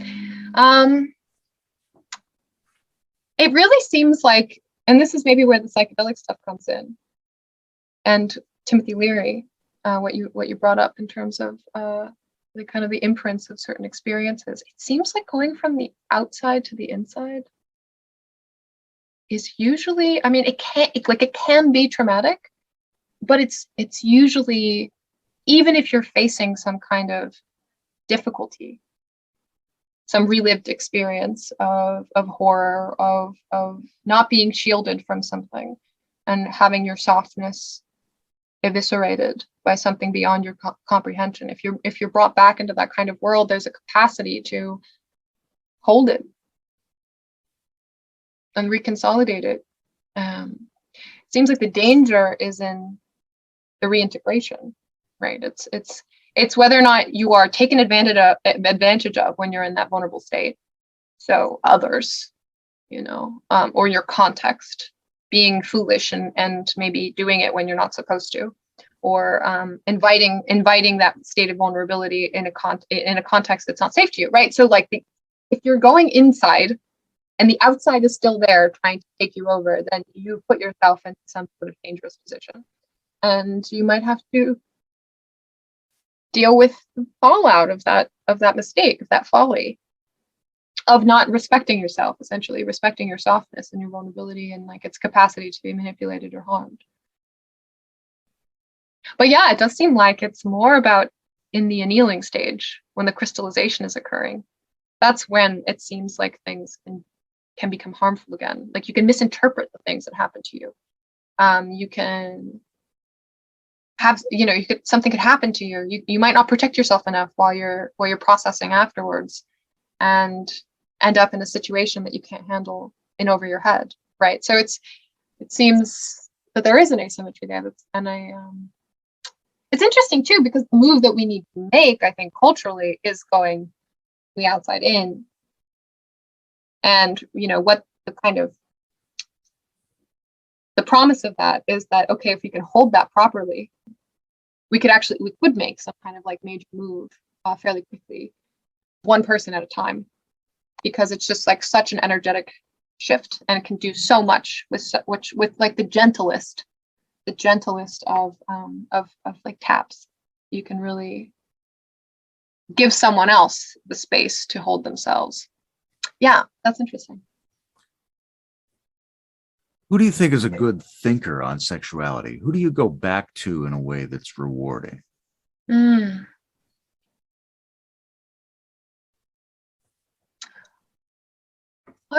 like the work of Esther Perel. I think she's kind of exceptional in many ways. She's both like popular and also elusive. So she's managed to become, somebody that, the New York Times would write about, kind of conventionally accepted, while also being, in my opinion, I think she's saying a lot of things that are implicit criticisms of American culture because of her international background, the fact that she works in like 6 languages. Her perspective is totally unique in that way, but you have to read between the lines with her. And I think that makes her all the more interesting to me, because there is something in, like, in terms of like, whatever you want to call it, like dodging the bullets of being a public figure. I think you end up in a Straussian sphere by necessity, and you can kind of present yourself in such a way that anybody who's really listening and receiving can read between the lines. So her work is interesting to me. I think Roika, I think Camille Paglia, her work, I think, has been like sexual personae has been something I've returned to over and over again, because I think she's really getting to something in terms of romantic decadence and its properties, like when desire becomes recursive and loses that polarity of the masculine and the feminine, how you end up kind of succumbing to the death drive. She does a really good job illustrating that through the historical progress of like Western art. And I think, we have a strong current of romanticism in our culture, And there is this tendency to collapse, right? To cheat, to harmonize preemptively these polarized states. And then, this kind of gets into family drama and wanting to return back into the matrix, wanting to like hide from mature life as an adult.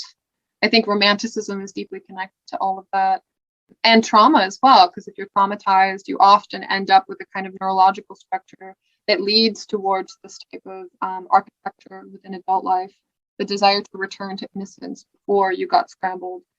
And that shows up in relationships, and it often is justified, by a feeling of desire that just overtakes you, and yet you find yourself kind of sliding back. It's you climb up the ladder of maturity, and then you end up back down the chute, back into this magical state that's rooted in childhood, rooted in this type of. I mean, she calls it like androgynous, right? And this androgynous, like incestuous kind of romantic bond that is a sign of the emergence of a decadent phase in culture. That has been really intense to sit on for the last few years. So yeah, those are some people that I've learned quite a bit from. Evolutionary psychology has been very successful in its ability to tell a story about how almost every element of our lives is related to the logic of reproduction of genes. In the last 50 years, we've introduced technologies that really allow people to have sex without any concern for reproduction, and technologies that basically allow us to reproduce organisms without sexuality. So that seems like a massive disruption of the entire thing that biology has been doing on this planet. How do we even begin to start appreciating what that might signify? It's so, talk about touching a different time.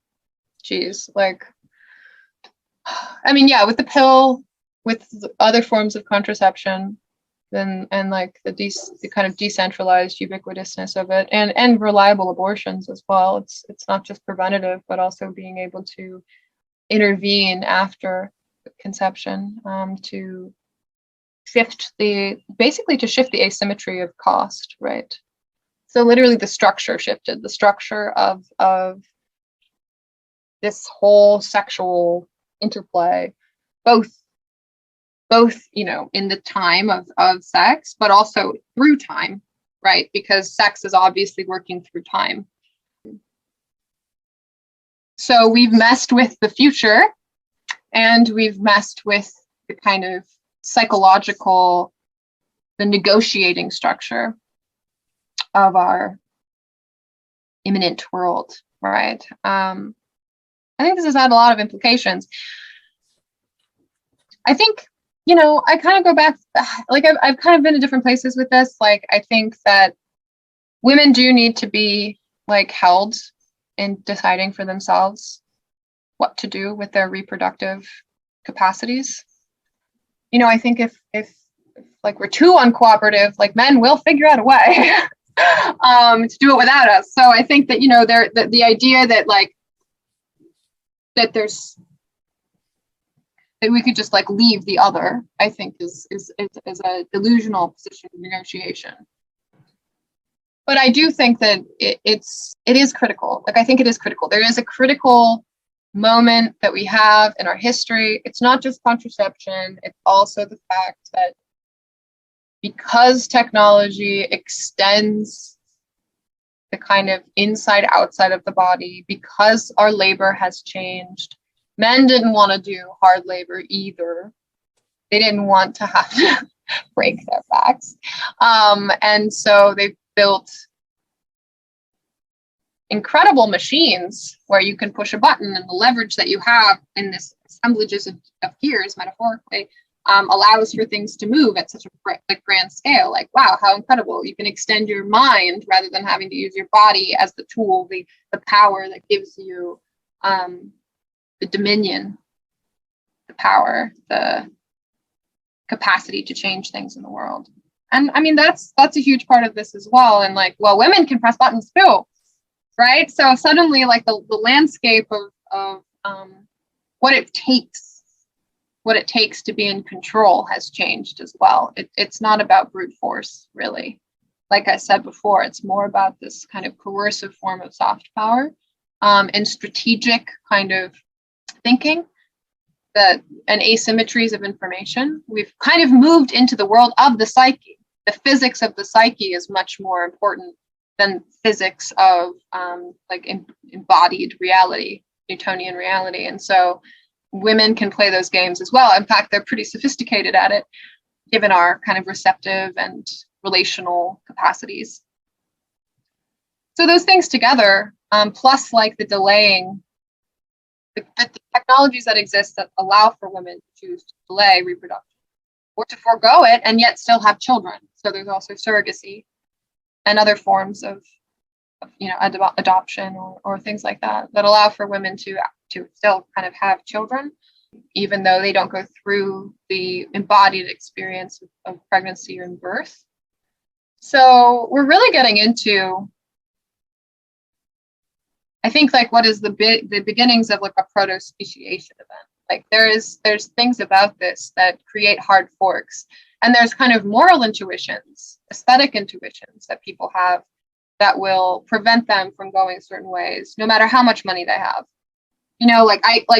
Personally, I don't think if I had I don't care how much money I had, I don't think I would ever do surrogacy. I just like aesthetically, I just can't. I just can't do it. I can't like, for me, that's still a place where I'm in my like development, where there's something about it that sits with me the wrong way. And I have to kind of continue to contend with that as part of what's being in the world. And my intuitions about it are not necessarily the truth about what it means. But there is this kind of like, oh, that's not for me feeling. Like whatever path I'm on is not that path. And those are like a different kind of people who would consider to do something like that. Like my sense of being, especially my sense of being as a woman, is about going into the body and unleashing the qualities of the body and wanting to participate fully in the life cycle of being a woman. And that includes, the experience of pregnancy in it. That's not something to forego. I wouldn't give it up. Like I wouldn't give it up.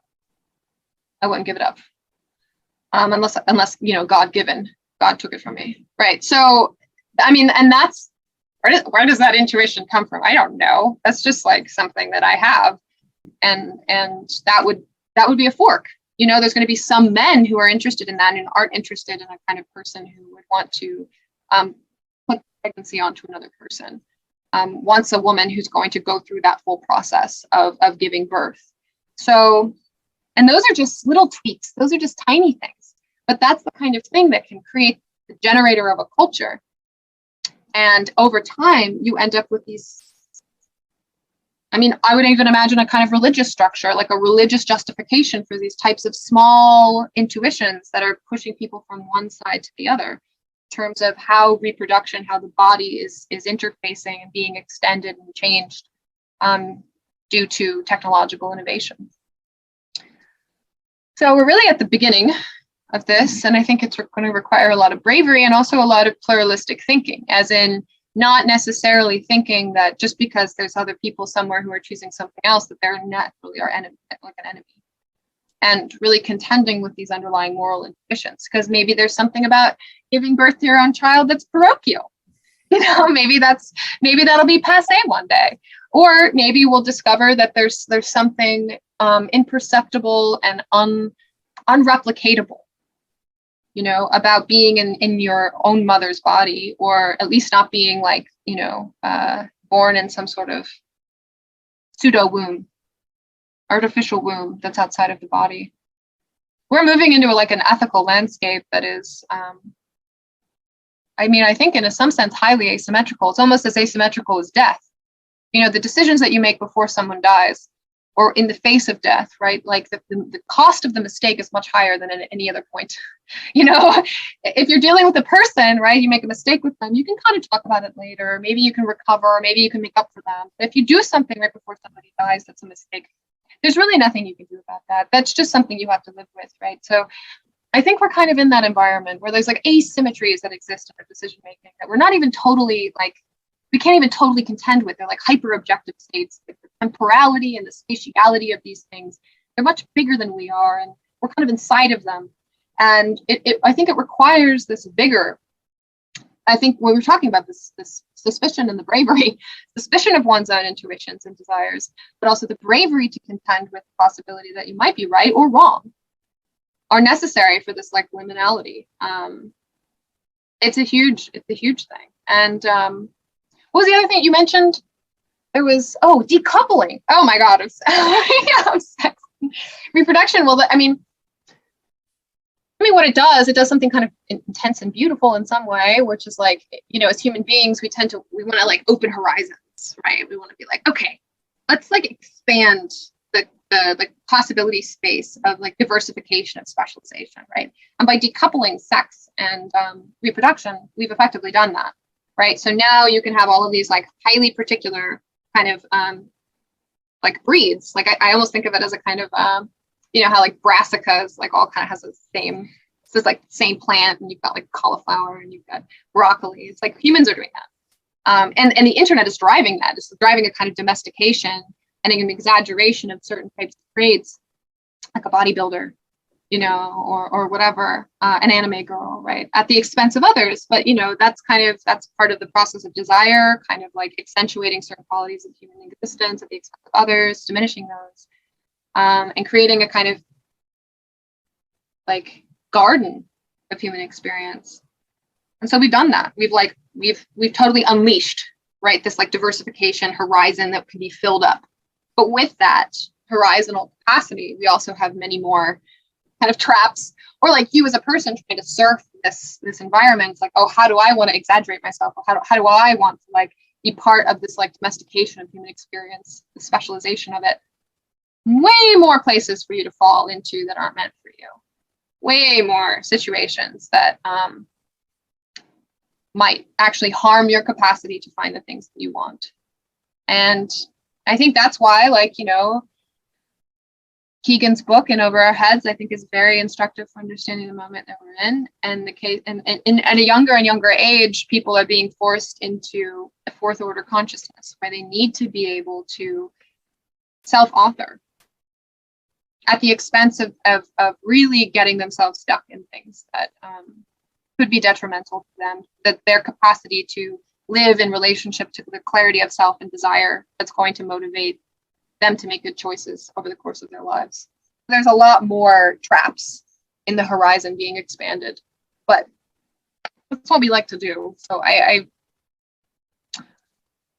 imagine that there must be, there's an upside somewhere to this. And regardless, it just is. It just is. And we have to contend with that. So it's more about empowering people to know what's good for them.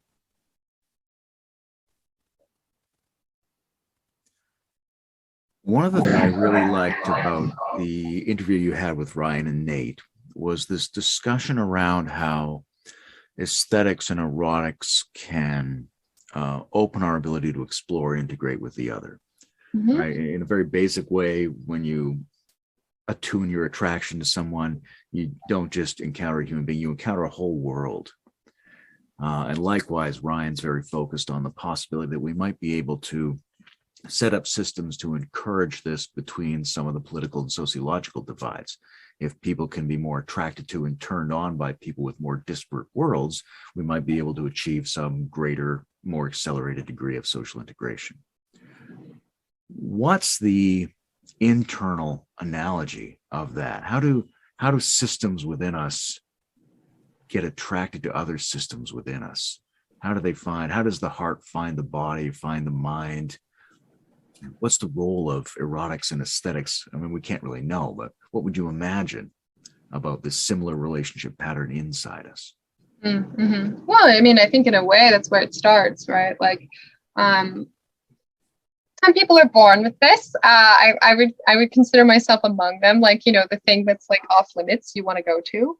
And in a way that's been part of my, I think, it's like part of me, right? Like it was externalized in many ways in order for me to discover it, but it was a kind of like psychic propensity, a morbid curiosity, but just curiosity in general. And I think that this is something that's quite normal and common to people, is this curiosity.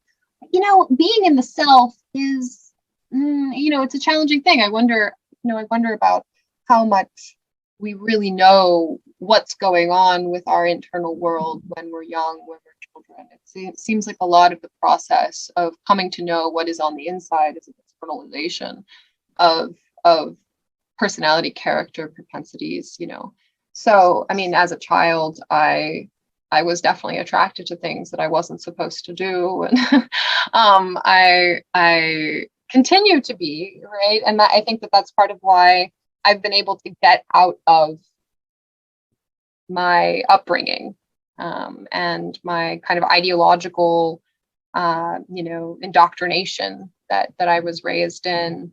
And even, oh my gosh, I mean, even the kind of the position of being a young woman. The position of being a young woman gives you a very strange intuition about the world and how it operates. And like getting into a place where it's like, okay, actually, I am like a specific place. Like I'm not the only young woman in the world, right? But like, there's a kind of specificity to this position. There's like asymmetries to it. And it's very easy, I think, as in this position to be entitled to it, unconsciously entitled. You don't even realize that you are. You don't even realize that you have some kind of position of power and influence over other people, that you might need some wisdom or integrity or empathy or understanding in order to wield with intelligence and compassion, and also sense in terms of protecting oneself from being, overcome by people who want to attain you, right? So I think that I also was able to transcend a kind of apathy towards men, because I was just so curious. I was just like, I got to understand this. Like I have to figure out what it's like to be on the other side. I just have to do it. And it was just this like more almost morbid kind of curiosity about the other. And I wonder how this relates to my interest in death. From a young age, I was like very much goth. I was like, ooh, death is ooh, like really hated, like, even in college, there was a lot of like hippies and they were all about life and like light. And I was like, like I want to go hang out with the goths, the people who are dark and they're like damp and into decay and like disgust and like, old fingernails and hair and like taxidermy, these things that kind of bring forth into our experience the morbid, right? The decay, the loss of oneself. And then I think brushes with death, I've had a couple where major deaths, and in that sense, like, I think you also can cultivate a curiosity about it. It comes to you and you know it and you see it and it's in your life, and you come not to fear it as much, right? Because it's there and you begin to understand its properties. So, if you see that in someone, I think you can really invite it into the picture. You can invite the morbid curiosity that we kind of naturally have to play. And I think that could also be a framing thing. Like there's things that I've gotten into, or, like parts of the internet that, I was like really fascinated with like highly misogynistic, like internet subcultures for a while. And I think, part of it was about trying to empathize, like to gain an appreciation of it, and to come to terms with that there was some kind of world out there where someone like me was being viewed in a certain kind of way. So I think, inviting it in people who already seem to have that. And then I don't know about implanting it into people. I feel like that's the kind of thing where maybe it's just something that people should find out, I wonder if it can be engineered. This is the thing, it's once again, it's like, okay, you got to figure out what level of abstraction you're working on, and I think unfortunately for like anybody who's interested in transformation or any of this, like so much of the level that people are interested in getting people to transform on is like highly contextual, highly interpersonal. Like you literally need so many psychedelic guides, so many healers, so many caregivers, because you need this one-to-one relationship. If you want to get to these higher levels of abstraction, where you're kind of in this broadcast mode, where you can like engineer some sort of like process that everyone can go through, I think that you're invoking the world of art. You're invoking this scale of being able to draw out these things in other people, but more of inviting them into a process rather than being like, I'm going to engineer this and it's going to create these outcomes. It's like over and over again, we seem to find that the way that we're attempting to engineer things is just not leading to the results that people seem to say that they want. And I wonder if that's actually indicative of a mistake that we're making in terms of how we're approaching the creation of things, the building of things, rather than it being an instance where something has gone wrong, you know? So, yeah. Well, I've been asking a lot of questions. What do you think we should talk about?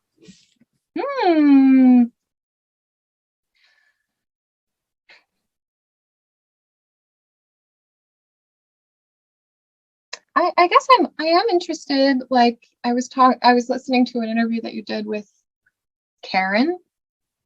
Her last name is something I don't know how to say.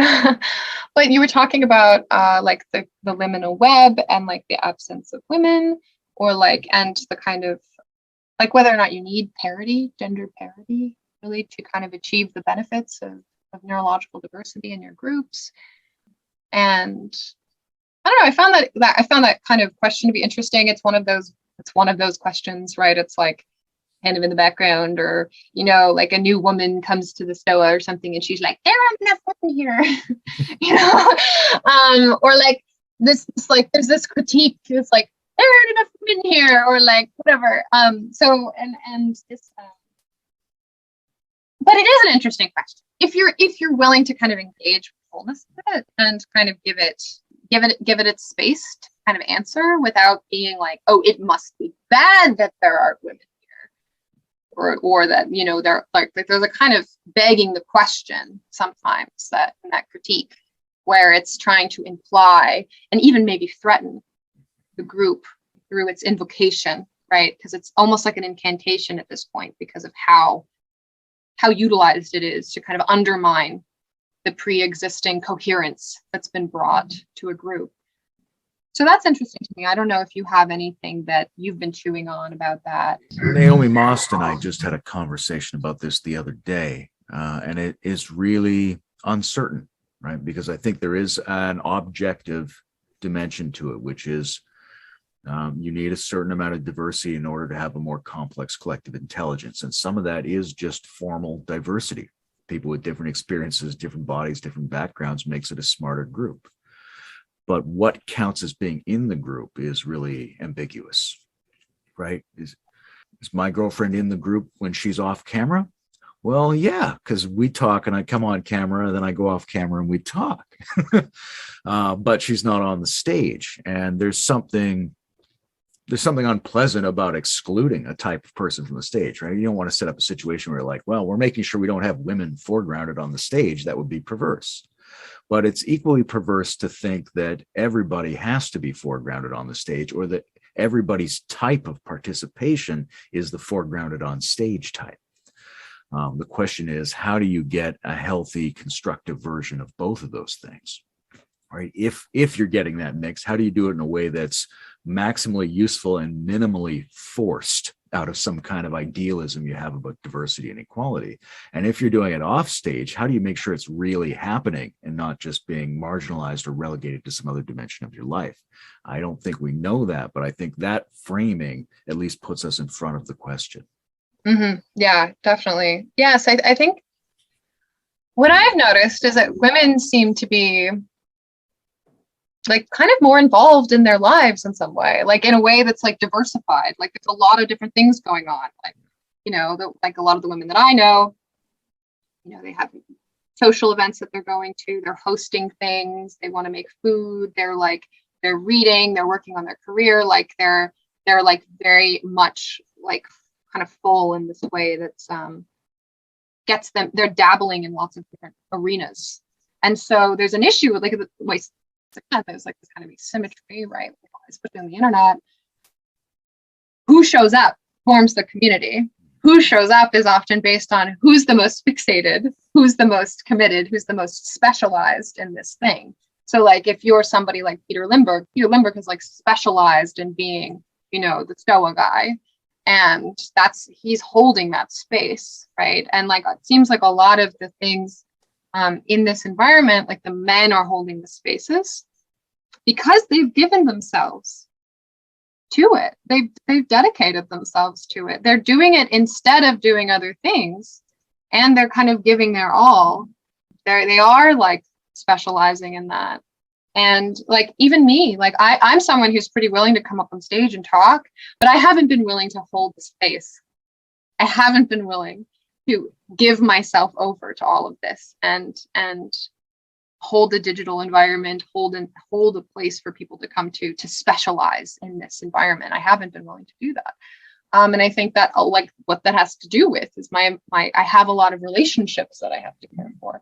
I have a lot of things going on in my embodied life, the thing that's going on off camera that needs to be attended to and feels in many ways and in many times much more important than holding this kind of space. And I know that there are other people out there who are doing it, you know, and so I don't have to. And so I can come and I can play and I can be held and I can be invited. I can share the things that I have to share, but I can also go back and attend to the things that are present and like embodied and nourishing me in this kind of complete way. And I've noticed this pattern like over and over again that women, it's not that they don't want to come or that they just got lots of things to do. There's not a lot of demands on their attention. Yeah. There's a lot of interesting facets to that, you know, one of which is that it replicates some kind of classic glyph between masculine and feminine, where you can sort of imagine, you know, the seated monk and the women dancing around, right? You go, okay, well, there's something about the solidity and the faux simplicity and the space holding element that's classically yang. There's also this interesting question about where the line is between legitimately having more things to attend to in a lot of ways, right? Like, where are all the integral women? She's making dinner right now. Yeah.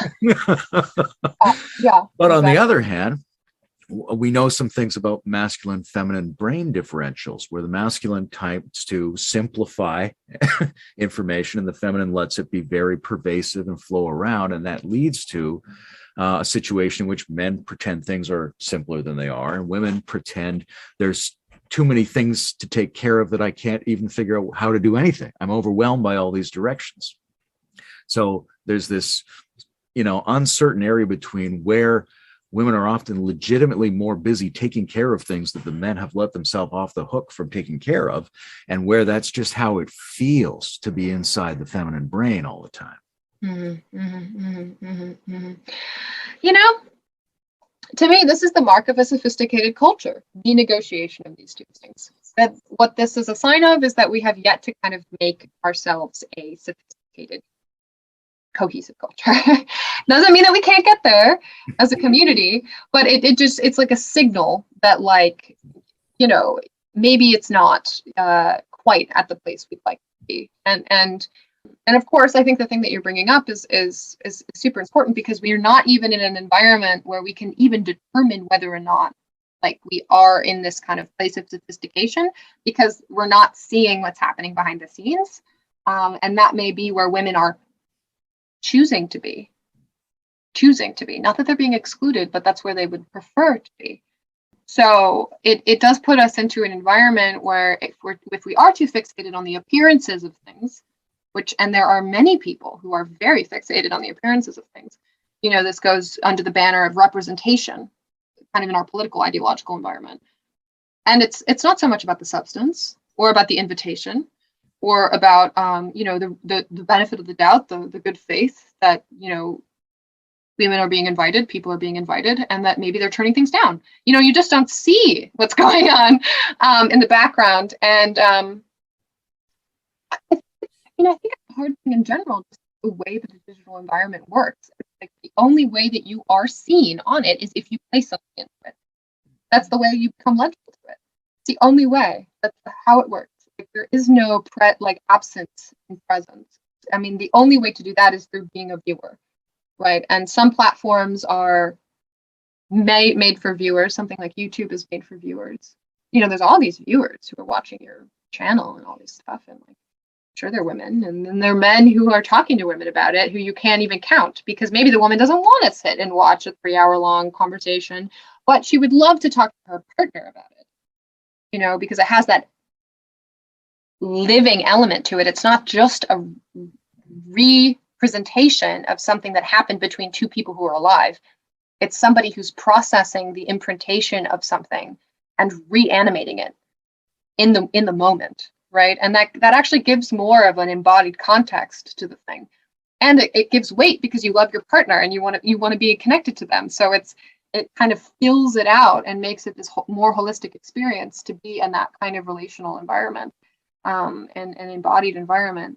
So how do we navigate the digital when there's this imprint? I think of it as a homunculus. It's like a homunculus of human activity that's super distorted and privileging of who's just being online, and that does skew that. There's the joke, right? There's no women online, right? Like, and I mean, I think that there's, of course there are women online, but like the reason why that's said is that it's like, this is an environment where like men in particular, the way that their brains function and the way that they socialize and like the way that they like create these like, groups and these structures, like it really folds itself into the kind of homunculus of the digital, that it's like very synergetic. And so like, what are we going to do? Like, we can like point our fingers at the structure, but it's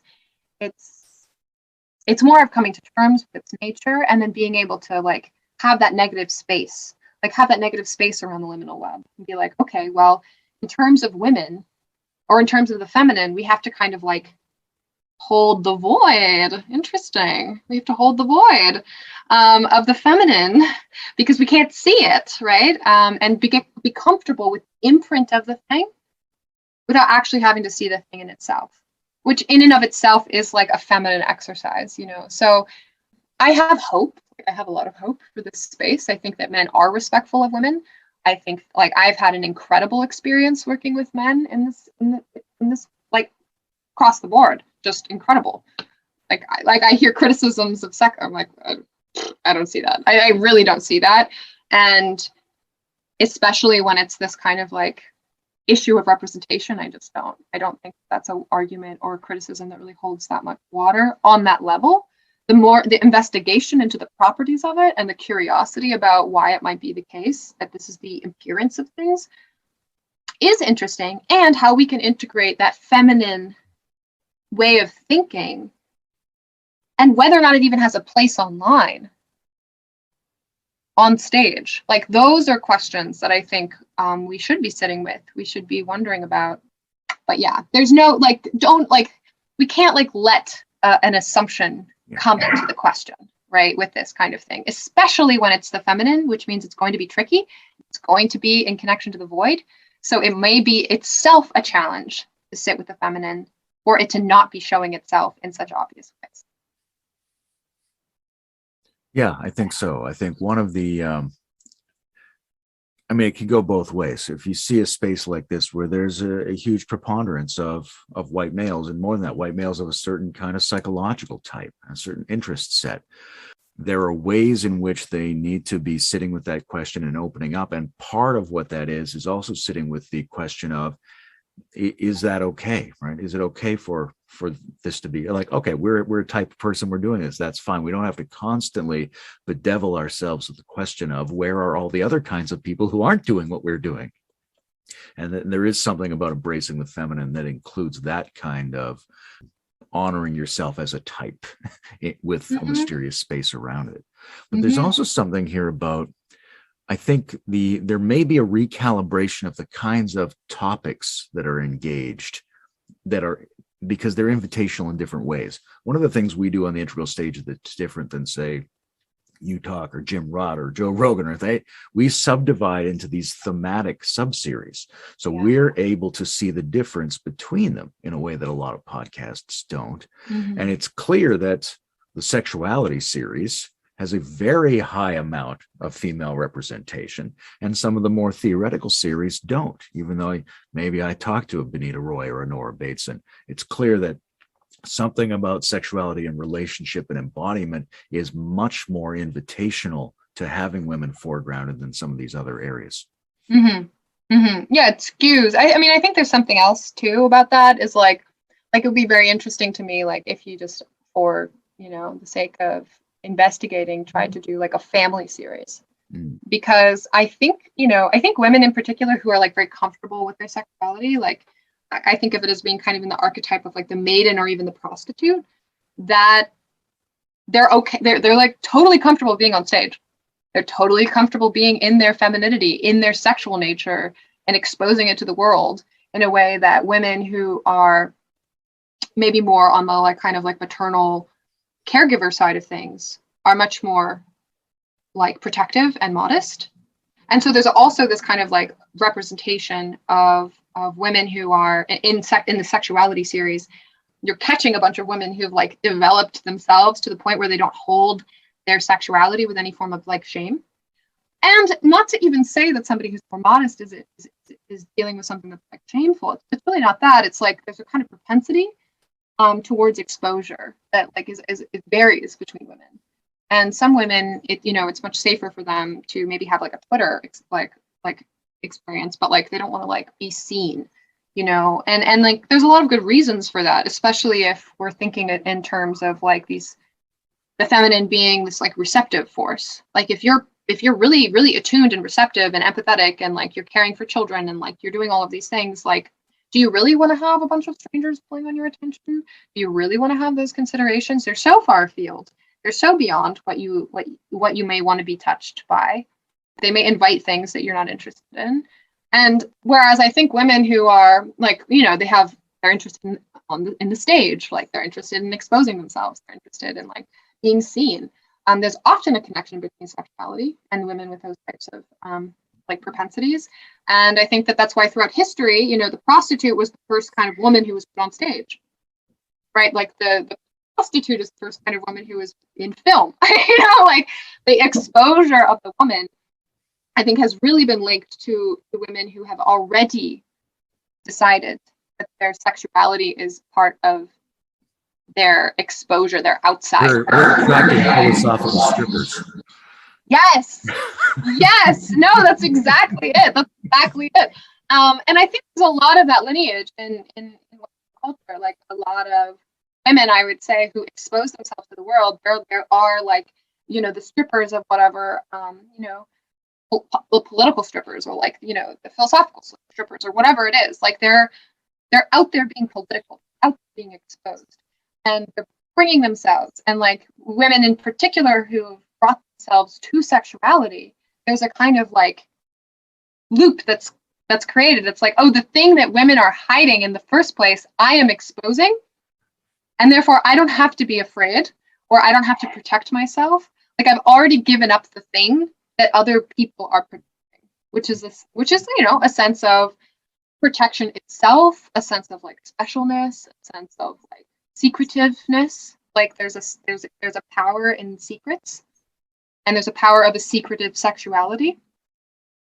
And if you've figured out a way, or you've come into contact with an exposure of your secretive sexuality, there isn't a turning back from that. You have exposed it, and you have shared it with other people. And once you've done that, you're kind of liberated to do many other kinds of things, continue to expose yourself in different kinds of ways. But it's a kind of threshold. And I think understandably, many women choose not to cross it. Many women, I mean, of course, like it's a choice. It's an aesthetic choice. It's a personality choice. And you have to have a good enough reason to do it, because something does have to die. Something about you does have to be transformed and transmuted to move from being in secret to being exposed. and you have to have the interest in doing that in the first place. And so, yeah, it's like, I like that idea of like philosophical strippers. I think that's beautiful. Well, you and I could, and at some point probably should, continue this conversation indefinitely, but we should probably wind it down for today. Yeah. I guess my last question, if it's not too personal, Mm-hmm. what do you admire about your grandmother? My grandmother was, she was born in an interesting time. She was born during the Depression. And she was a very driven woman, very driven, very interested in getting the things that she wanted. And I think my sense of admiration around her is kind of about the essence of her drive. She was very rooted in what she wanted and uncompromising about it. And that made her a difficult person to be around at times. And I think that I have inherited that. Like I'm in the lineage, like my mother inherited that from her, I received that from my mother. So it's an outward woman, a woman who is interested in the political, is interested in engaging with men. Like my grandmother, she built that outside, right? She had the shield, she had the spear, and she was contending. She was contending with the masculine in a way that created a wake, that I don't have to be that way, which I'm grateful for, because it came at a cost. But I also have that essence, that core. And I can also see from her how it also like the failure modes, right? The traps that she fell into because of that ruthless kind of specialization in that way. And also being able to see like the work that women before me did to assert themselves into the manor buns, of civilization, these old boys clubs, really real thing, very, very real. It was very hostile for women, both because there were these tight, in-group dynamics that tried to keep women out, like kind of an allergy, but also because like the nature of masculine conflict. Karen said this thing in your interview that I thought was beautiful. Men can be brutal, women can be poisonous. So women often feel uncomfortable in like male brutality space, and men often feel uncomfortable with the women's poisonous spaces, right? So having to like enter into that endogenous dynamic, I think is a major transition that like I have more of choice. I have a choice about. Like I can be that way, but I can also decide to be more specialized into the feminine. So there's admiration for her being like the spear something, and also a sense of gratitude that's not my fight, that I can learn from that like kind of lineage and choose to do something else.